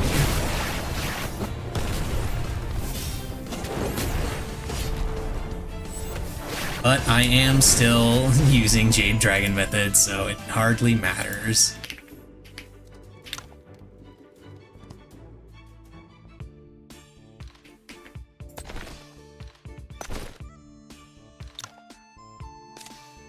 You can learn everything. You go down there, you move up here, and you learn all the things. You learn all the things. Do I have a better weapon for you? You have a class 4 Poor Sword.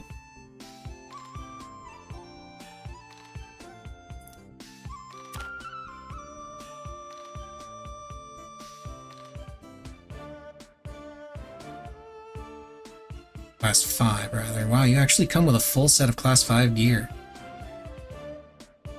Neat.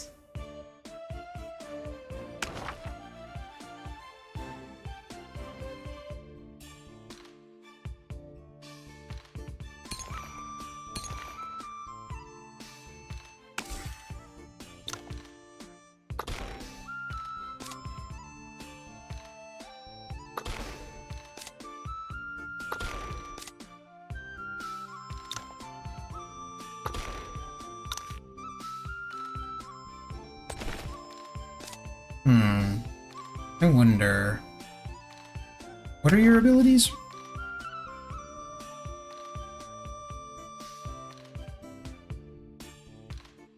Right, you now have Ape Scale and Thunderbolts. Teal Water, Basic...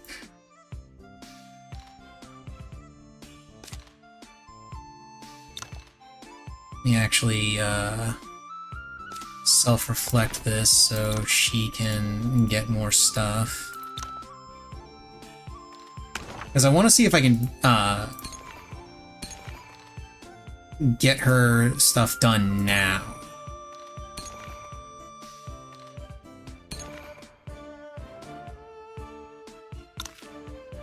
I'll be honest, I don't think I can, but I want to try.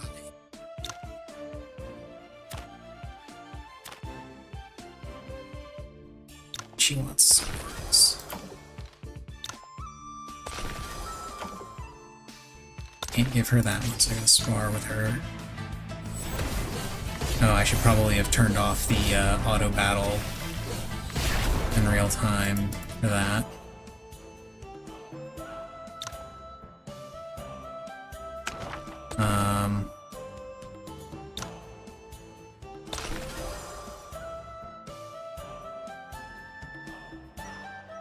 Okay, now she wants us to go to Bitey Lake. Okay, so let's go ahead and spar one more time.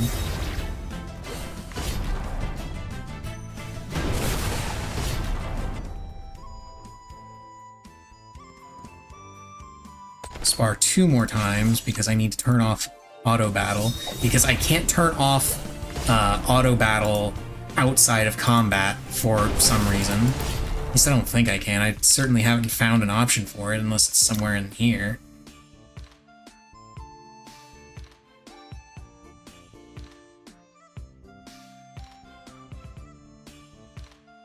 Oh yeah, those two options in Overcomer and Apex Challenger, yeah, I can actually turn those on and off here as well.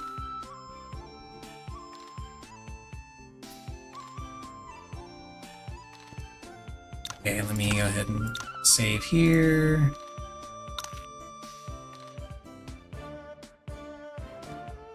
Let's see how she does. Or if she's just gonna get completely destroyed. I'm of the opinion that she's gonna get completely destroyed.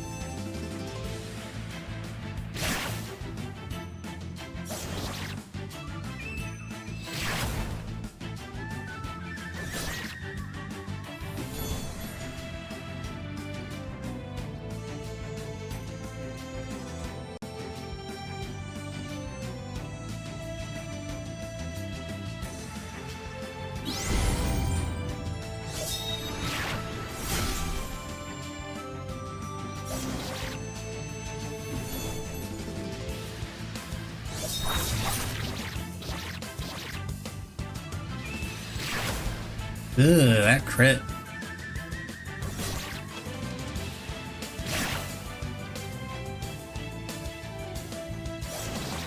That crit was really nasty. And dead. Yep.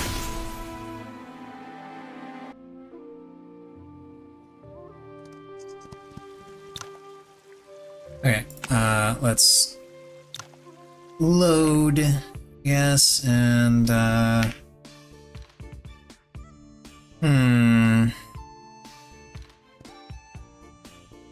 don't want to go and do the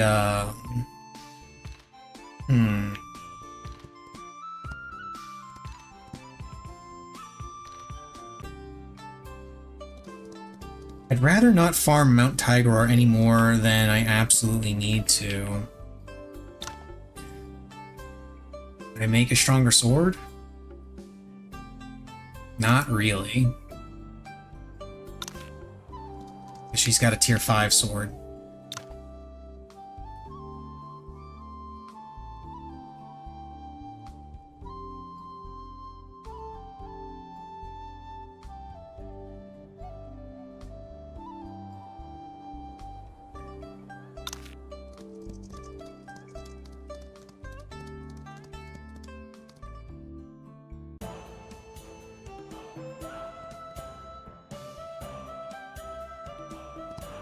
Yeah, I don't want to farm Mount Tigor any more than I absolutely have to.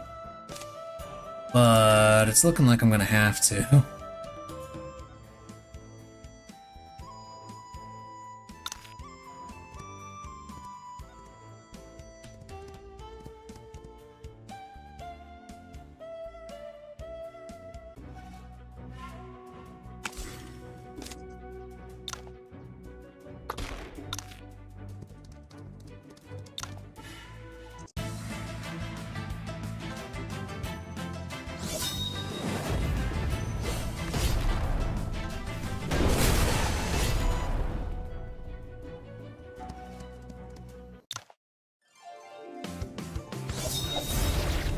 Oh, right, that's one of the reasons why I don't like auto battle for farming.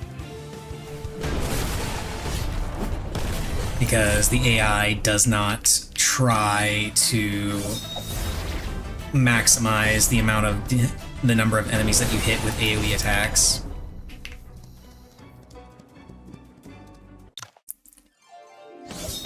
I'm not sure exactly how it chooses its targets, but I do know that it chooses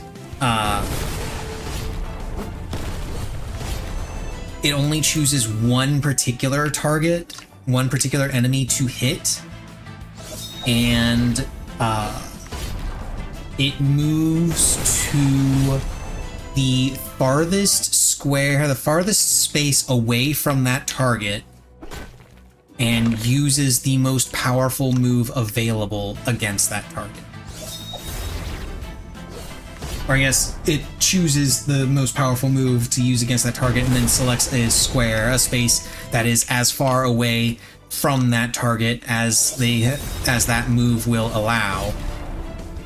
And if it happens to hit extra enemies, then that's just happenstance. It doesn't try to hit multiple enemies with the same attack.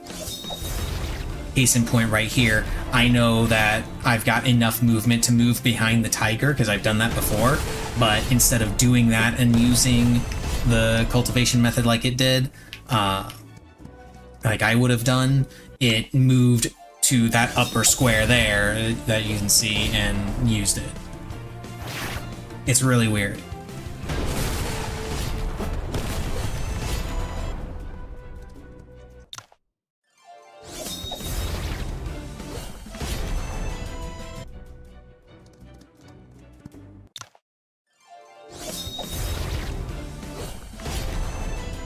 And right there, once again, it was just happenstance that it selected a move and position that hit both those enemies.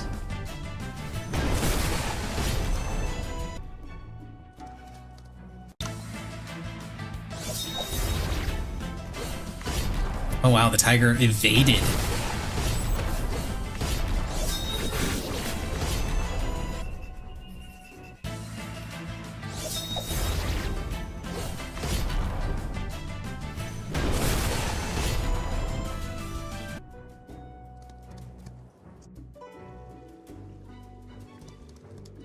Now the ideal farm spot is actually going to be in Hepu Manor, because there is a trial thing that you can do in Hepu Manor. You get an easy, normal, and a hard difficulty version of it, where you just fight against a bunch of Hepu Manor disciples. And the hard version, it can be repeated as much as you want. There's no cost to it, not even stamina cost. And it gives you a whole buttload of tier 6 equipment, I believe. Yeah, tier 6 equipment.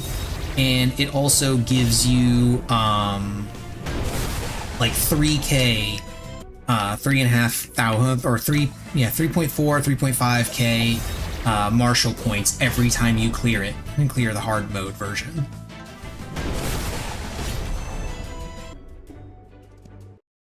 The only catch is that Hepu Manor is only available for a relatively short period of time at the beginning of the game, and then your access to it is cut off, and then you can re-access it during the second half of the DLC for it, which will take place right before the Southern Chronicles kicks off.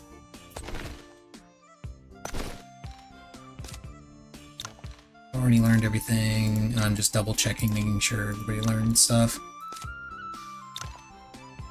So the idea basically is you go to Hepu Manor early, you get to that battle, that trial battle, and you just spam the hell out of it. And after you've already learned everything, you just you self-reflect to get a bunch of 5k martial point manuals, and then you just go through those as the game goes on. And what's more, You do the first part. You don't finish the first part of the Immortal, the Eastern Sea DLC, but you unlock it, and you, more importantly, unlock the island, the Nameless Island, because unlocking the Nameless Island gives you access to the material gathering. You can gather materials from there.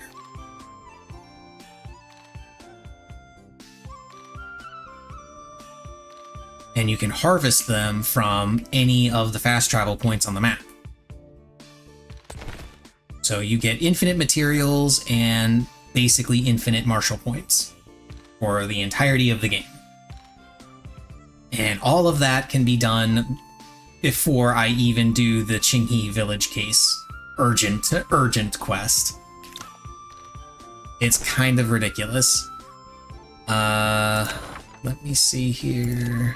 Do you have anything else I can level up? Those don't really matter. There's the Thunderbolt Swordplay, which kind of helps, I guess. Sword Mastery. Now, mostly you just need gear, I think.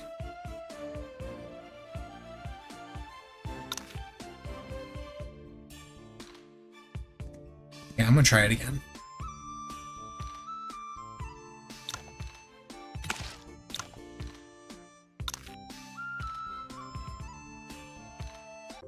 She wasn't doing as badly as I thought she might be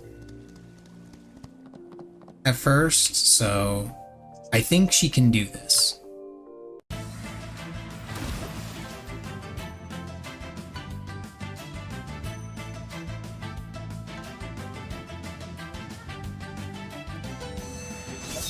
Chingu Dance. Is that us? Qingfeng Swordplay. Well, actually, no. Let's...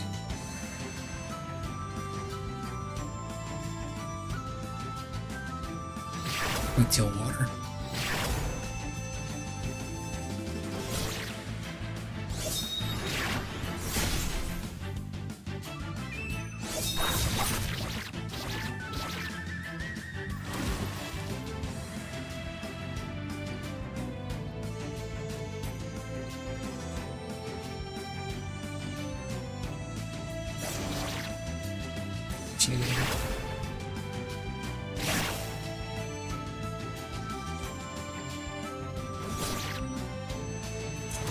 Not good.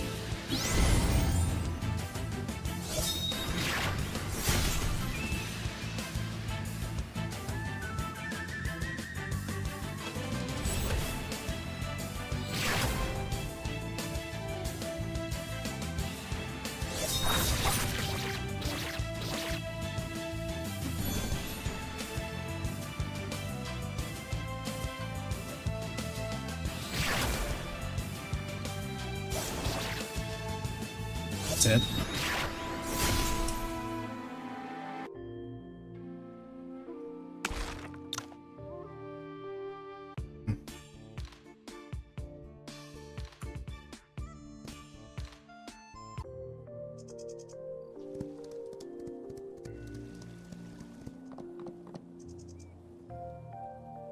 I'm gonna try this one more time. And if it still doesn't work, I'm actually going to go back to Wudang Sect and teach her Tai Chi Swordplay.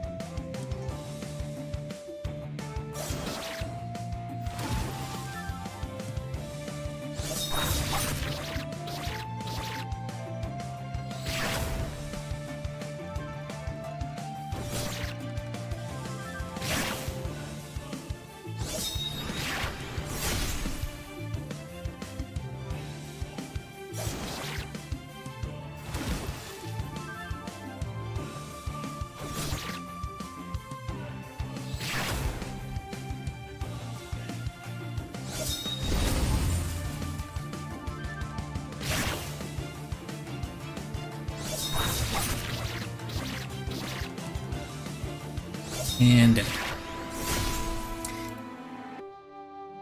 Getting close, but not quite.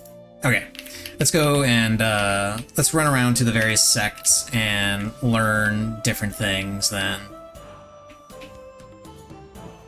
Because there's nothing to stop me from just going to all the different major sects and learning all of the different moves.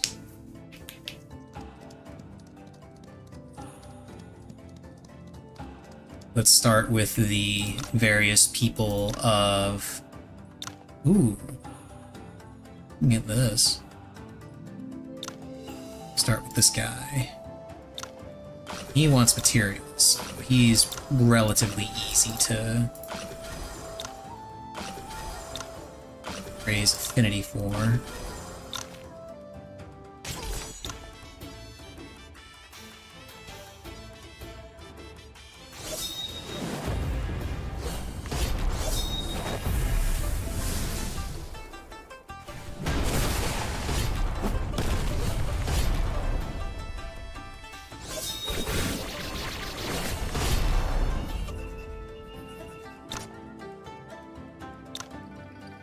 Okay, I can't gift him anything else, but that's fine.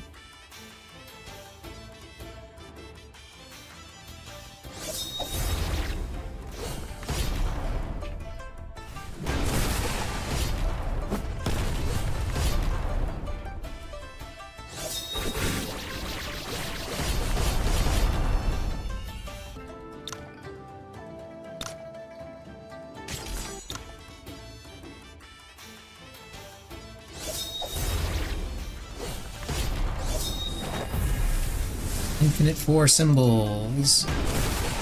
We're not going to question why exactly it is I'm fighting the Wudang Masters as a Wudang disciple without any Wudang moves. That's not important.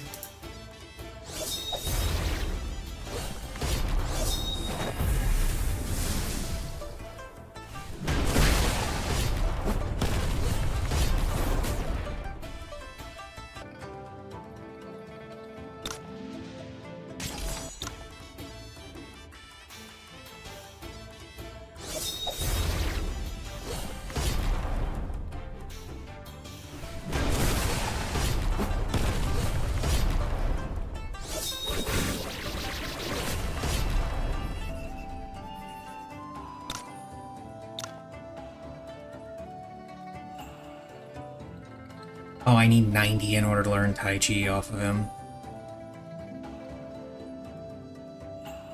That's fine though, I'll just learn the others. That is not the move I wanted to use. I wanted to use Highland Warfare Doctrine. Yeah, we can use that. There you go.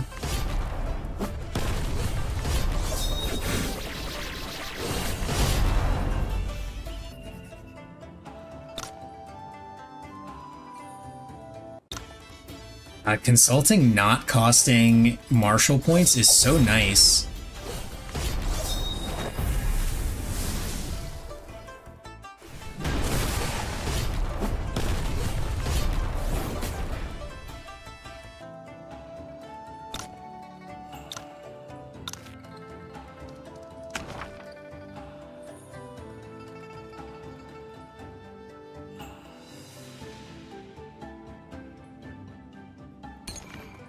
Sound Bibo Mental Sutra. Unequip that, equip that, because that gives me increased agility, as does this one. I think I want to get rid of Breeze Steps and equip Wudang Lightness skill just because of the increased agility. This one I want to keep because I get a chance to gain stacks of lightweight.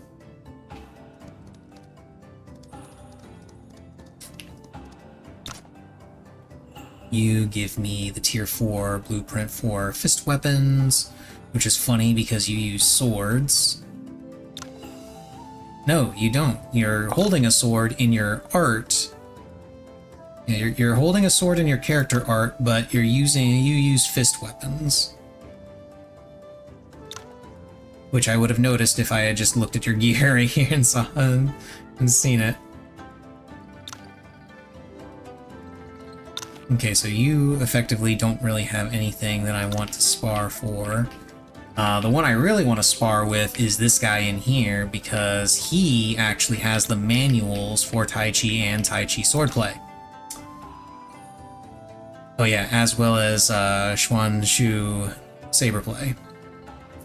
Oh, and Tai Chi Marvel Force. Yeah. He likes game boards, I know that, but he also takes swords. Cool. Now he is unrivaled, which is a tier above my power level, allegedly. Oh, he also knows Senwu's sword intent. I forgot about that. Let's see if I can beat this guy. I should be able to. Just by virtue of the fact that the skills that I've got access to are kind of insane. This one?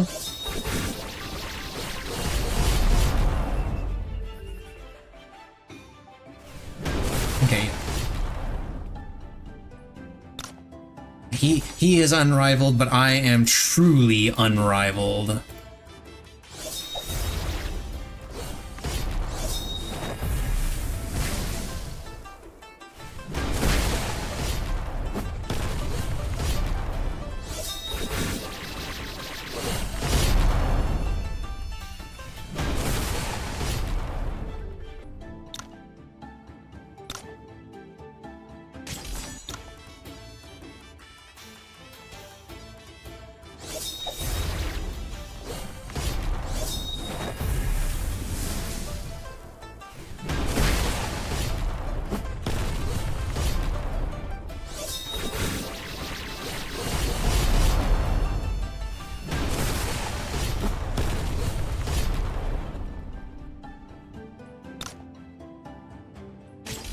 Oh yeah, he gives me the, a tier 3 sword. And also a tier 2 accessory, but it's mostly the sword that I'm concerned with. So I can give that to Sheng Wong Hong, and she should have a much better chance. With a significantly better weapon. Is that the last of it? Yeah, that's the last of your stuff. You learn all the things. Also have a tier 3 thing there. Okay.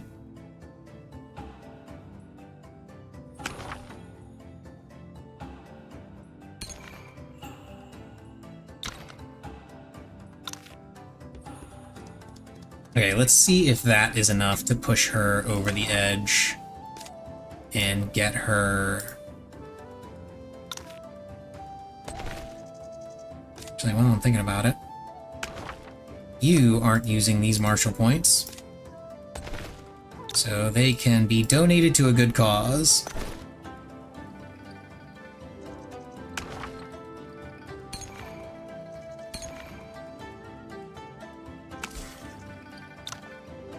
Couple more of these. Get a couple more of these. Okay. Now let's see if Sheng Wong Hong can win this fight. I believe.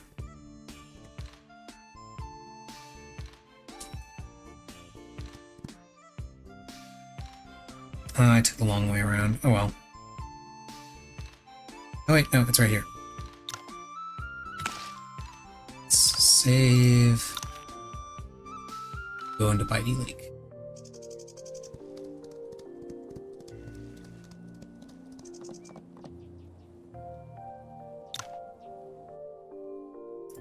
Turn-based. Here we go. I actually move first. Cool.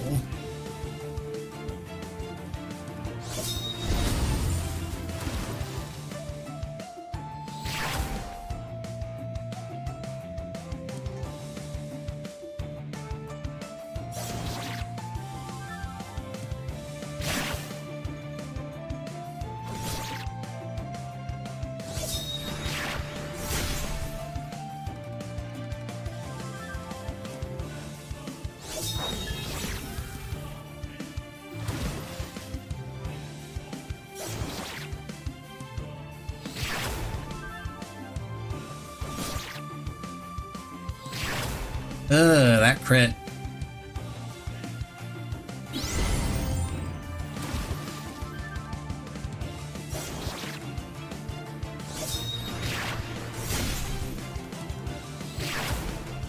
Damn, and the double attack too.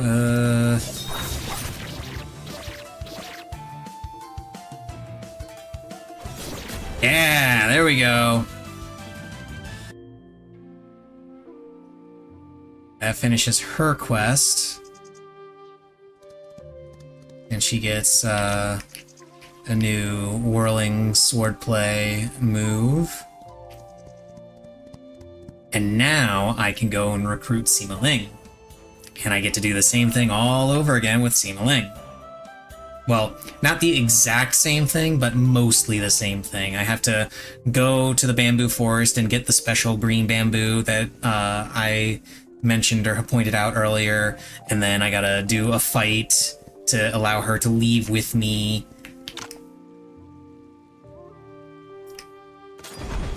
And then I gotta do another special fight to get her to learn her own special version of the Bitey Whirling Swordplay.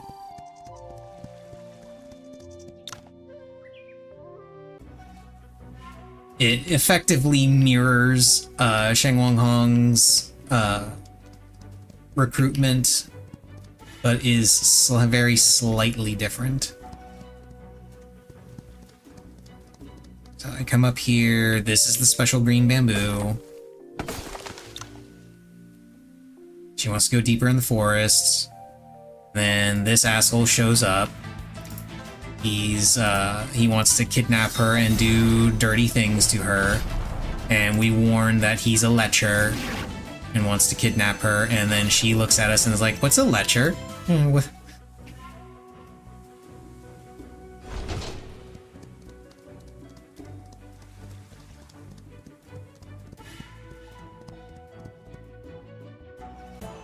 Okay, now that that's done, she's back in Qingmu Sect already. We go back to Qingmu Sect, and we have to raise her affinity a little bit more, because right now she's at 40. We need to raise her up to 60. Once she gets up to 60, we'll get another quest where we have to fight 3 of the Qingmu Sect disciples.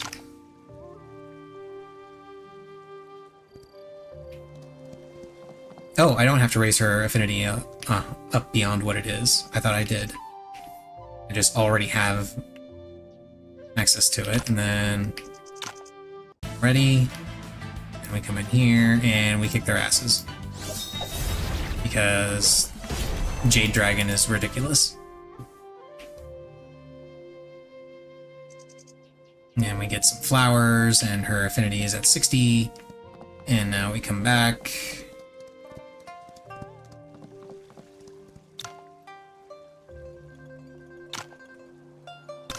And she tells us she wants to go to a particular village. And so we go out to said particular village.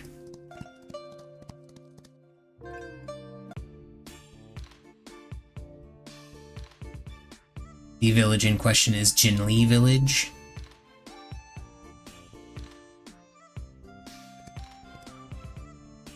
Right here.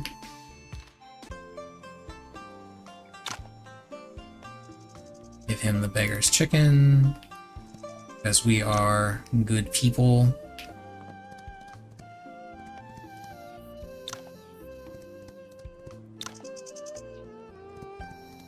These two have the exact same quest for some reason, but they're mutually exclusive. You can only either help her or help him. You cannot help both, even though they want the exact same thing, which is literally the coin that I just picked up from that chest, from the chest back here. I have no idea what the deal is with these two. I assume it's some kind of obscure reference to something, but I don't know. I genuinely do not know. Anyway, we come over here, and Sima Ling looks at the koi and gets an idea for how she can change her swordplay. There's a fisherman over there with a quest as well, but I'm not going to take it just yet because it's literally go and get different fish, but I will have a significantly easier source of those fish a little bit later in the game, so I'm not thinking about it right now. I am going to sort, learn, learn, learn, learn, learn. You can move up here. I will undeploy you for now. And then, yeah, you need a lot of martial points. Let's go ahead and equip you with the Xuanhuo Saber Play.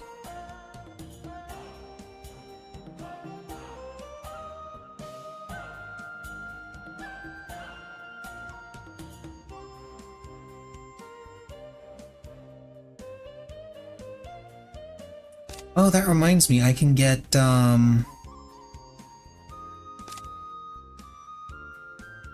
can get another cultivation method in Yanfu Town. So I can come over here, talk to this guy. And he gives me the Xuanhuo cult's cultivation method.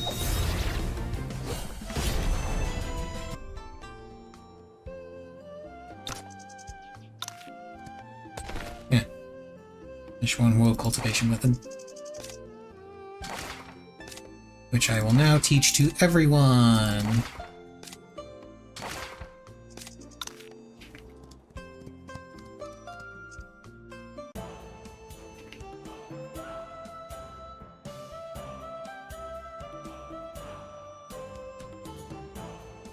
Yeah, I think I've done enough stuff that I can continue. Yeah, here we go. There's the old beggar that we heard about before. We're concerned that he might be tricking people, so we're gonna go to Changhuang Temple. I'm pretty sure I'm mispronouncing that a lot, but I'm pretty sure I'm mispronouncing most of these names. We get into a fight with a crazy beggar.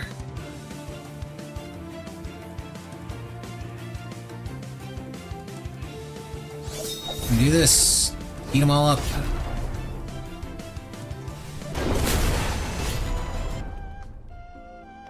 And then we meet some friends.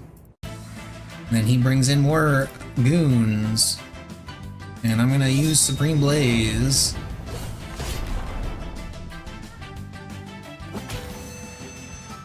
And these two do big bonks.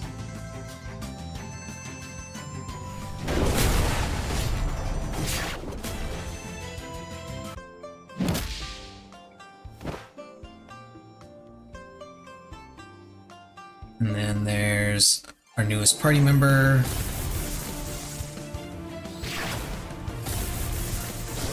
And this lady is here to kill this guy. Which she does because she's a badass.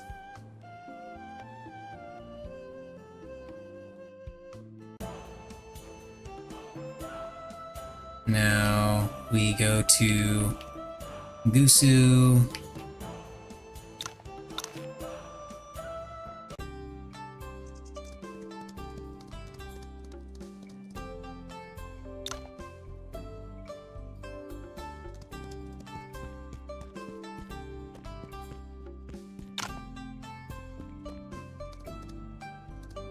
Wait, I forget. Hang on.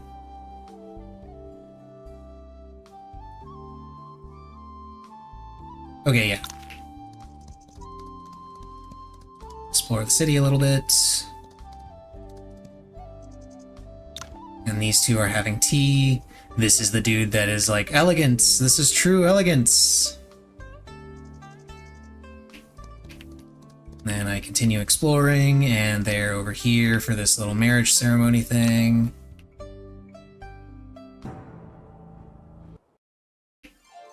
And then I get to fight this guy again, who's very upset that I'm cock-blocking him.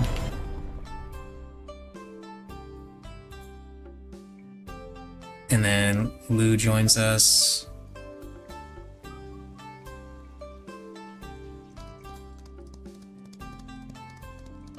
and then we go to Wutong Village to meet up with everyone, and then we get to go to Heppu Manor. Well, sort of.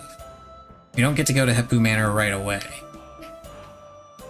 We instead go to Liushan School, and then from there we go to Heppu Manor.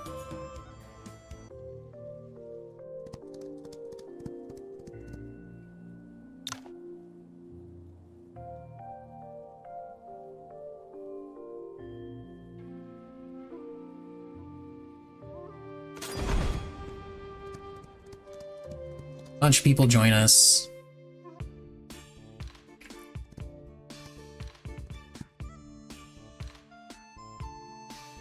We go to Liushan School, and this is where we meet this dude.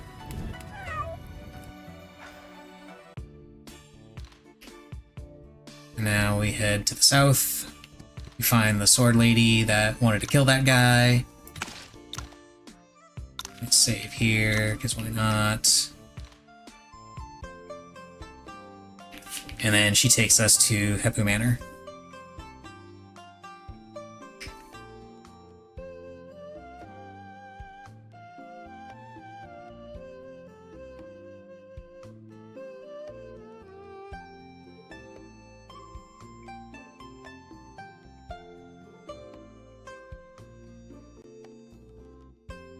And then he gives us a bunch of jade spears that we need and that he wants us to use when in a spar.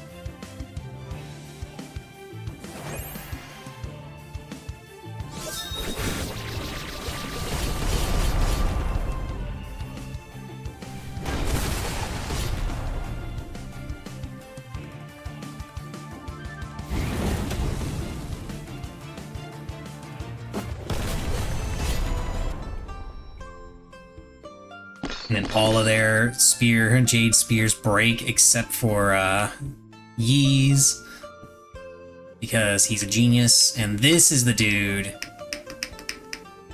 This is the dude that you talk to for the different sparring things.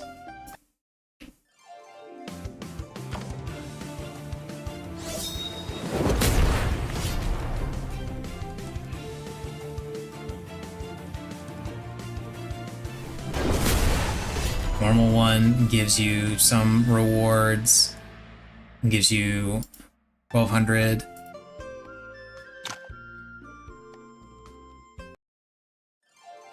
You fight against more people each time you do it, but with Blazing Divination, you can just kind of murder everything.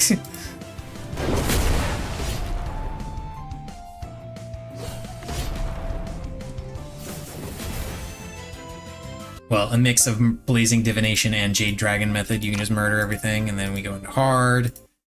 And there's even more people. But once again...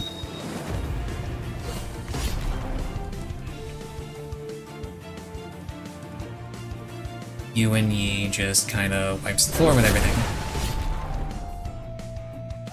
But see, notice how I'm almost dead? Yeah, that's because of that thing I mentioned before where when enemies die, they'll do damage equal to however much of their HP. Yeah, I gotta be careful about that. Oh wow, that gives me way more. Holy shit, that gives me so much more than it was on normal mode.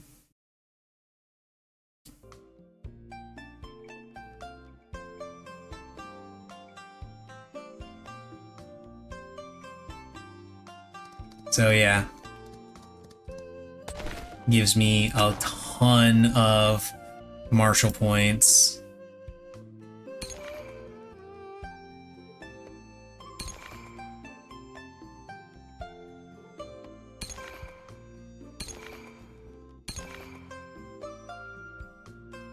And unlike sparring, it actually counts for everyone.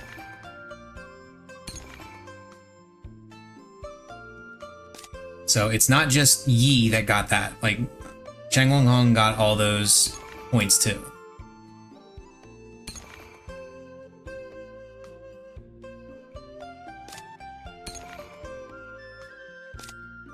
So it's a really solid training method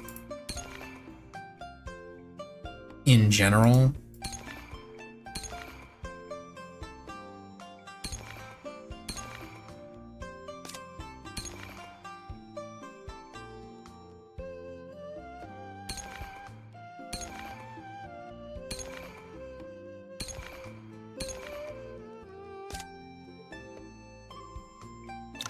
You can just self-reflect because I'm not teaching you anything.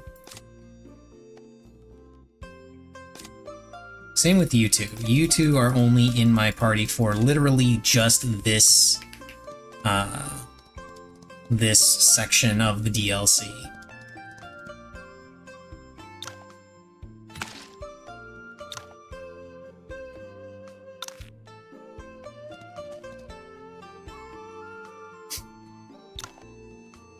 What's more, I don't have to finish it all at once. I can actually freely leave to do other side quests and stuff, which is what I'm going to do. I'm going to be leaving here to do other side quests, namely Sima Ling's, so that I can get her quest done.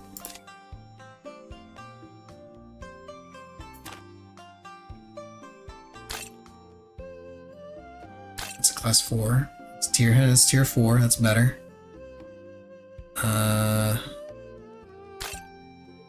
Those are slightly better. And I don't have a better saber for you. I gotta gift her stuff in order to raise her affinity. I'm not sure how high her affinity needs to be.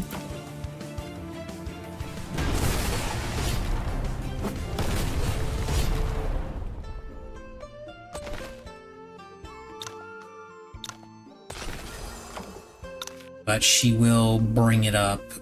If it's high, I think it's got to be up at 80. Once I get it up to 80, I think, is when she'll mention wanting to go to Gusu. And when we go to Gusu, things happen and she gets into a solo fight.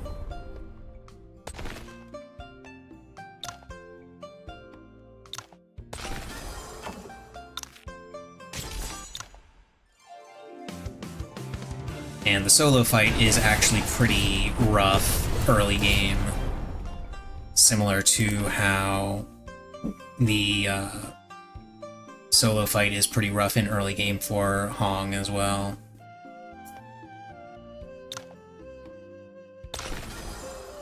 Yep, there it is. Dancing Gusu.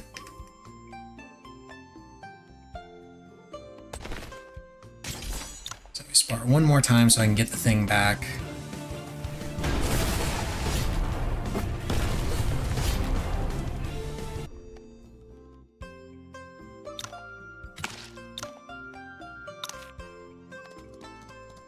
Go ahead and save, and I'm gonna give the Gusu fight a shot and see what happens.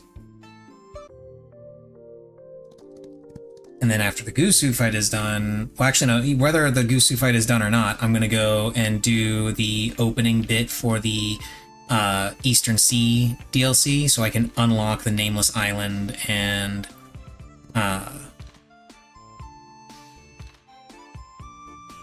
unlock the harvest.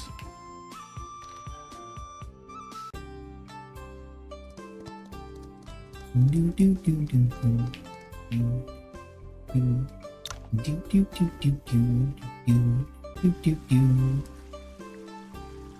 And she wants to go off. Turn based. Here we go.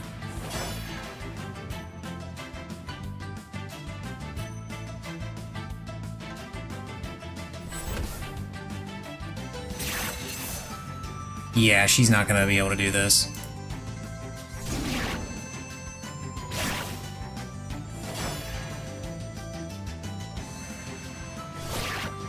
Yeah, not a chance.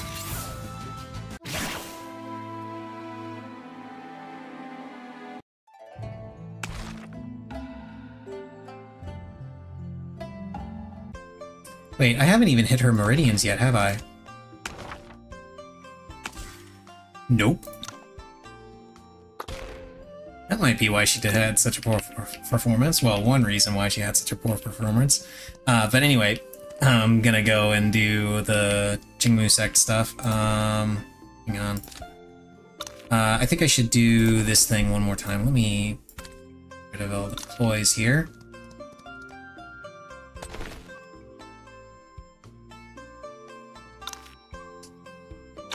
Chat, hard, go, turn-based.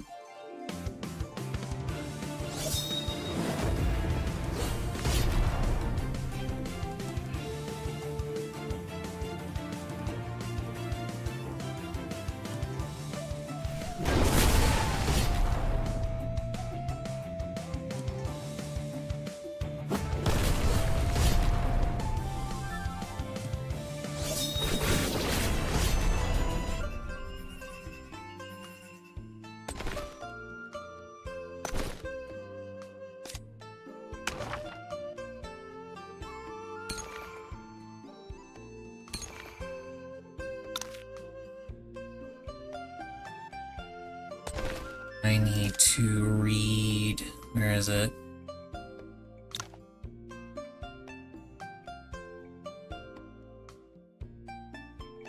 Is it under quest item? It is under quest item. Okay, there we go. Qingyun fan art.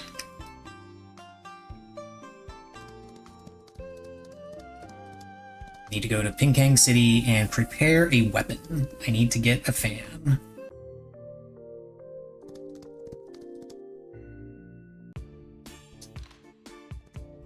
The Qingyun fan art abilities are unironically really good.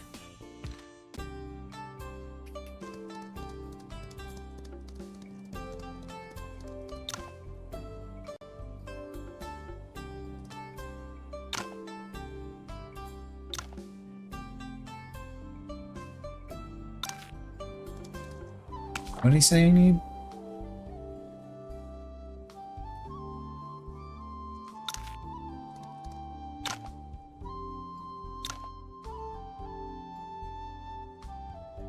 Shit, I skipped the dialogue. I don't know.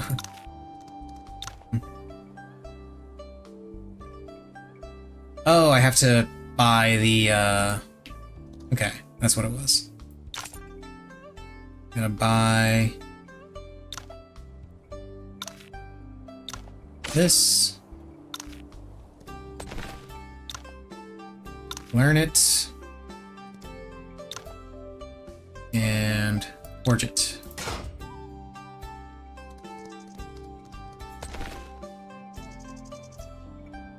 And I ended up getting 2.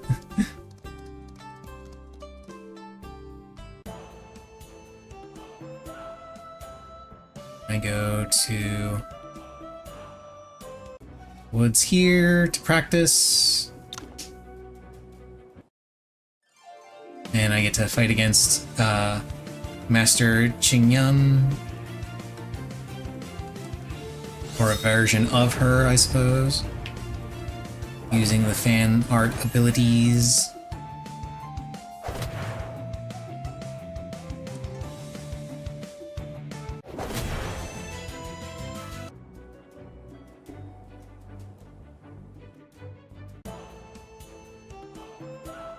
And meet with Bu Weiyu.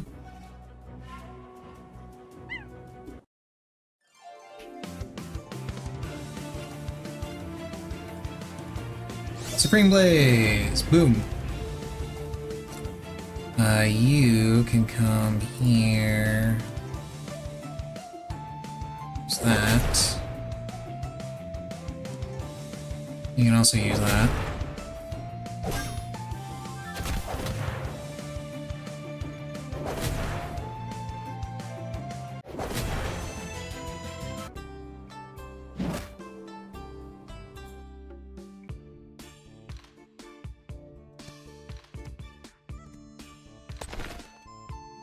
And I get a new fan.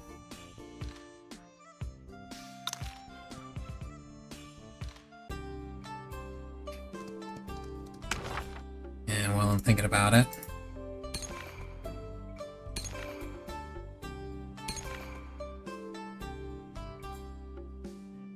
she doesn't give me a thing there, but I'm going to go ahead and re-equip my spear now. I get the Eastern Sea Pearl, which is cool.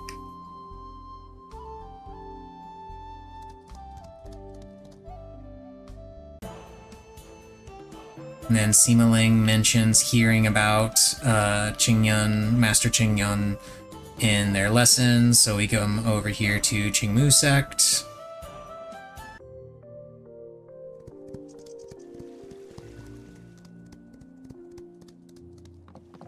I don't know if you need to have finished both of their full things. Okay, it looks like you don't.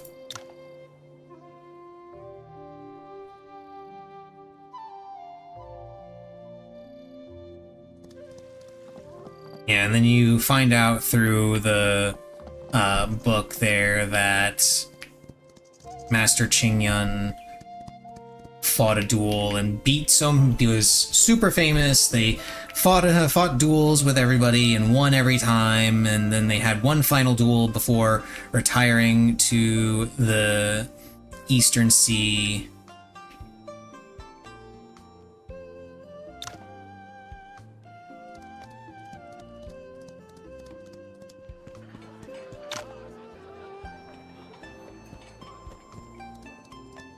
And the result of that final duel was never known, and the final duel was against Lady Lingbo.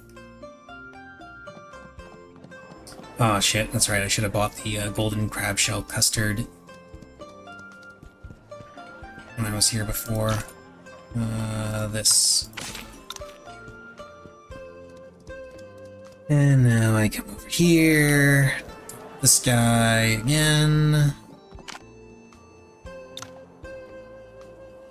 He's like, yeah, Bu Weiyu comes through here, and then we find the monkey. The monkey is basically his secretly lassie, guiding us over to a hidden area where a bunch of assholes are harassing an old monkey.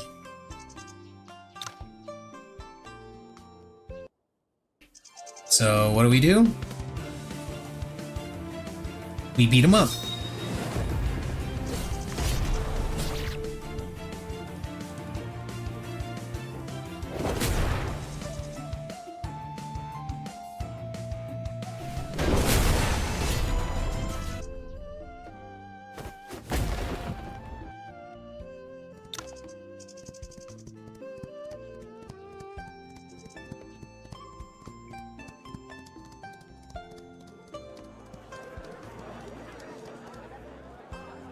And then we come here.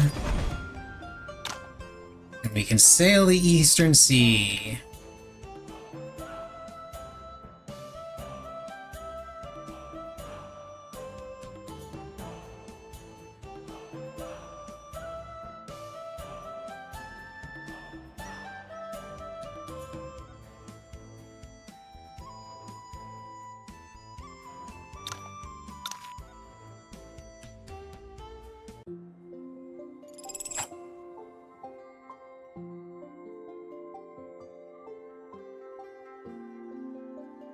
And she tells us all about the different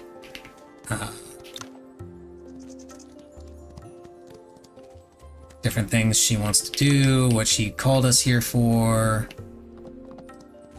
We're here to get Master Qingyun's legacy.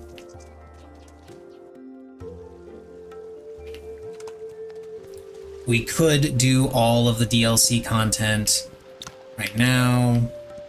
However, I'm not going to do it right now because you actually get a slightly easy, you actually have a slightly easier time doing parts of it if you wait until later when you have specific party members.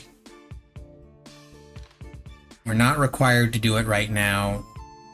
The cutoff point for it is before Southern Chronicles.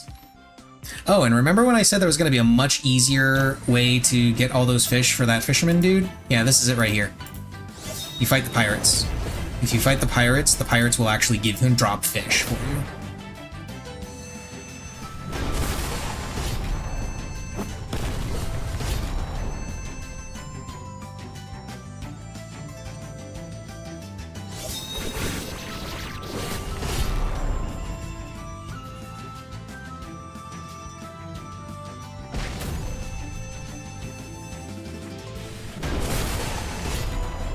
Okay.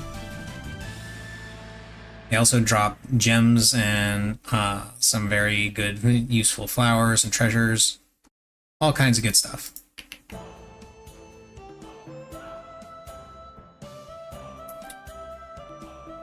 So you can actually get all... I'm not sure if you can get every fish in the game, but I know you can get a vast majority of them, which is important for a number of reasons.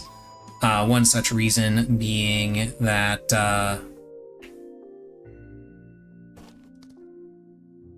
yeah, he's here setting up harvest. And now I get a free harvest for a bunch of materials, including more fish. And then there's also this merchant here that appears, who gives me makes a bunch of stuff available for me. And then if I want... Oh yeah, you can also get just different events with different party members.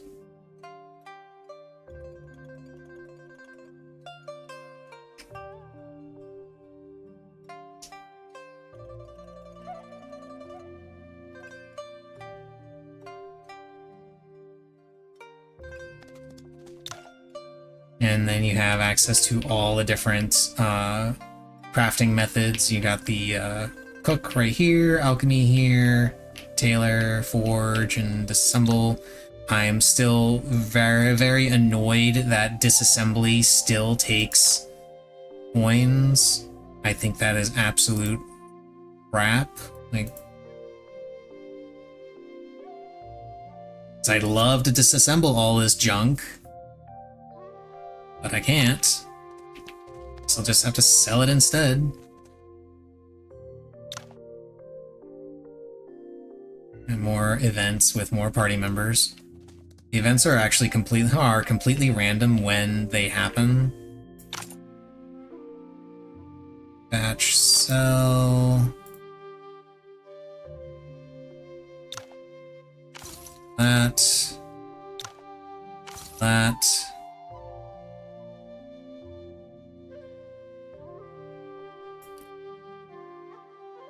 Let's make sure I didn't accidentally sell something I need. I did not.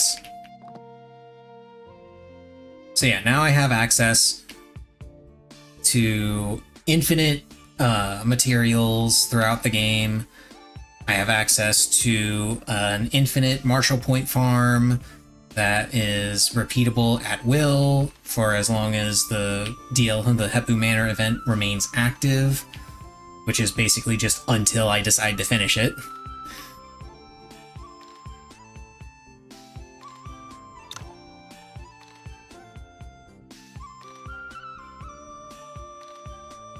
And that should set me up for the entire rest of the game. I'm just gonna run around a little bit and pick up some of these chests and kill some more pirates so I can get more fish.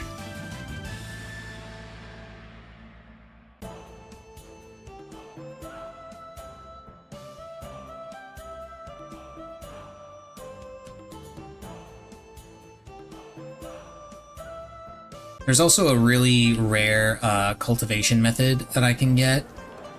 The 9 regions art, which is the crux of the Eastern Sea DLC in general. It's not just Qingyun's legacy, it's also some evil sect has returned and wants to get Qingyun's legacy, and also wants to reclaim the 9 region art cultivation method. I'll be getting the 9 region art cultivation method myself. It's just going to take a little while to do because one of the steps, in order to get it, you have to find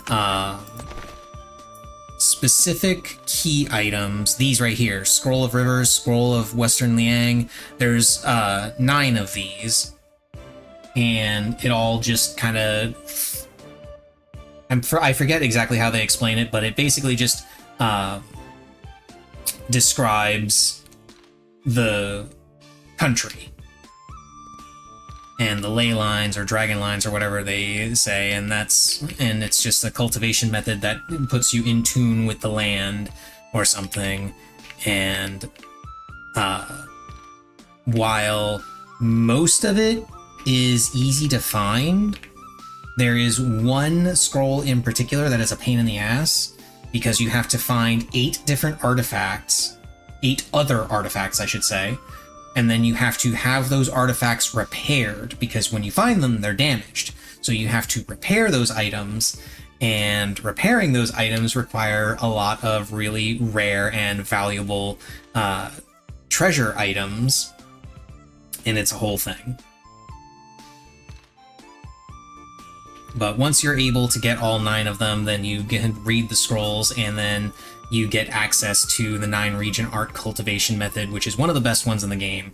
And I believe it is exclusive to Yuan Yi and Baha Buwayu.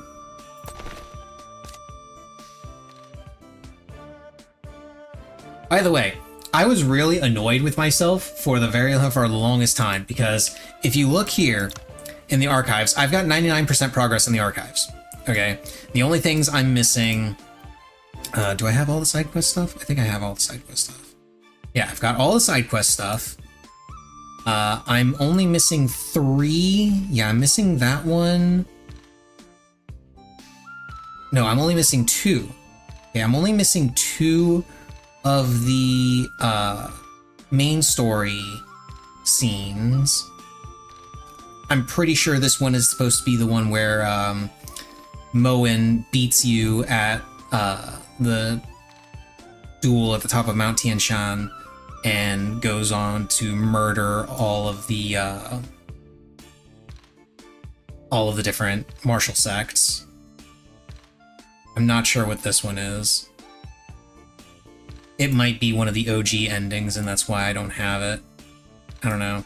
But one of the things that really pissed me off was I had almost all of the special weapons. The only one that I was missing was actually this one. Oh, wait, no, not that one, this one. I could not, for the longest time, figure out which one it was. I was convinced that it couldn't be the Gilded Taiji fan, because you always get it whenever Buwayu joins your party. As it turns out, I never unequipped it from Buwayu, and because I never unequipped it, it was never officially in my inventory, which means it was never registered in the archives. That is so stupid.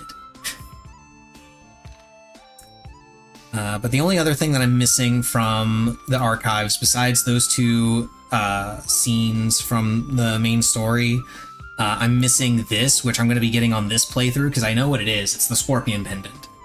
The Scorpion Pendant is something that is exclusive to Yi Vang's route in the Southern Chronicles DLC. I specifically have to do the Scorpion Envoy route. I usually do the Herbal Saint route, because the Herbal Saint route is the best overall. It gives you the most rewards, and just, in my opinion, is best in general. but in order to get the Scorpion Pendant, you have to do Yivang's route, because that's the only way you can max out her. That's the only way you max out her affinity, and you have to max out her affinity in order for her to give it to you. I think. I'm not sure if maxing out her affinity is a requirement or a side effect of it. Yeah, I've got all the other stuff in this. I've got all the characters, party members, martial arts, all of it. I'm only missing the Scorpion Pendant and those 2 scenes from main story, which I'm not sure what they are.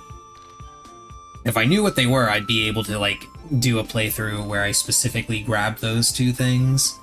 I'm pretty sure this one is where one of the OG endings where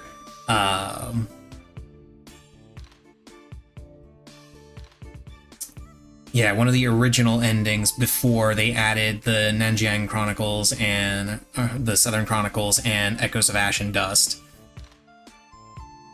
And the reason why I believe that is because the other stuff that's shown here, the Assembly of Heroes, that only happens in the original story route. Eerie Night and Shaolin, this scene only happens in the original story route. Same with Battle in Valley of Dragon Slumber and the Eternal Xuanhuo. Those only happen in the original story route. Reclusive Life in Liao City, that's a OG story ending. And then it's got this missing piece here, and then it goes right into Scorpion Envoy, which is part of the Southern Chronicles DLC. So I'm pretty sure this is an original ending. I'm not sure which one. I'll have to just, I guess, at some point go through each of them to try and figure it out. The good news is, because it's one of the original endings, the game is significantly shorter, because I skip out on a lot of stuff. And then this at the end here is after all of this stuff, which was added with Echoes of Ash and Dust. And you can tell that largely because anytime you see Yuan Yi in them, he's wearing the outfit that's given to him by Shu towards the end of the game through the Echoes of Ash and Dust route. I'm just not sure what this ending is.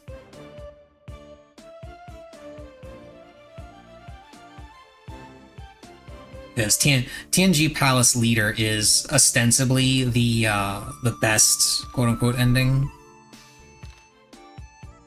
for the entirety of the game. I'm just not sure what would be past here. Maybe, again, losing to Moen or to Helium Fubi. I don't know. I don't know, but either way, I'm going to go ahead and save here. I'm going to call that a night. Tomorrow, I will be streaming Master Duel again. I'll be continuing this playthrough off stream. A lot of grinding that I want to do. But tomorrow will be Master Duel with the new pack, because they are like I said, they're releasing Draco Tail later tonight, technically, again, because I'm probably going to be pulling before I sleep. I don't know, we'll see. But Draco Tail is going to be released. Archmage and what else? Odeon are going to be in there in the pack as well. I don't know if I'm going to be bothering to build Archmage, but I'm definitely interested in Odeon, because Odeon seems very interesting to me. And I absolutely want to build Draco Tail, because Draco Tail is 100% going to be the best deck to going into the Duelist Cup, which is going to be starting up on the 9th. So much to look forward to there. But I'm going to hop out. You guys have a good night. Later.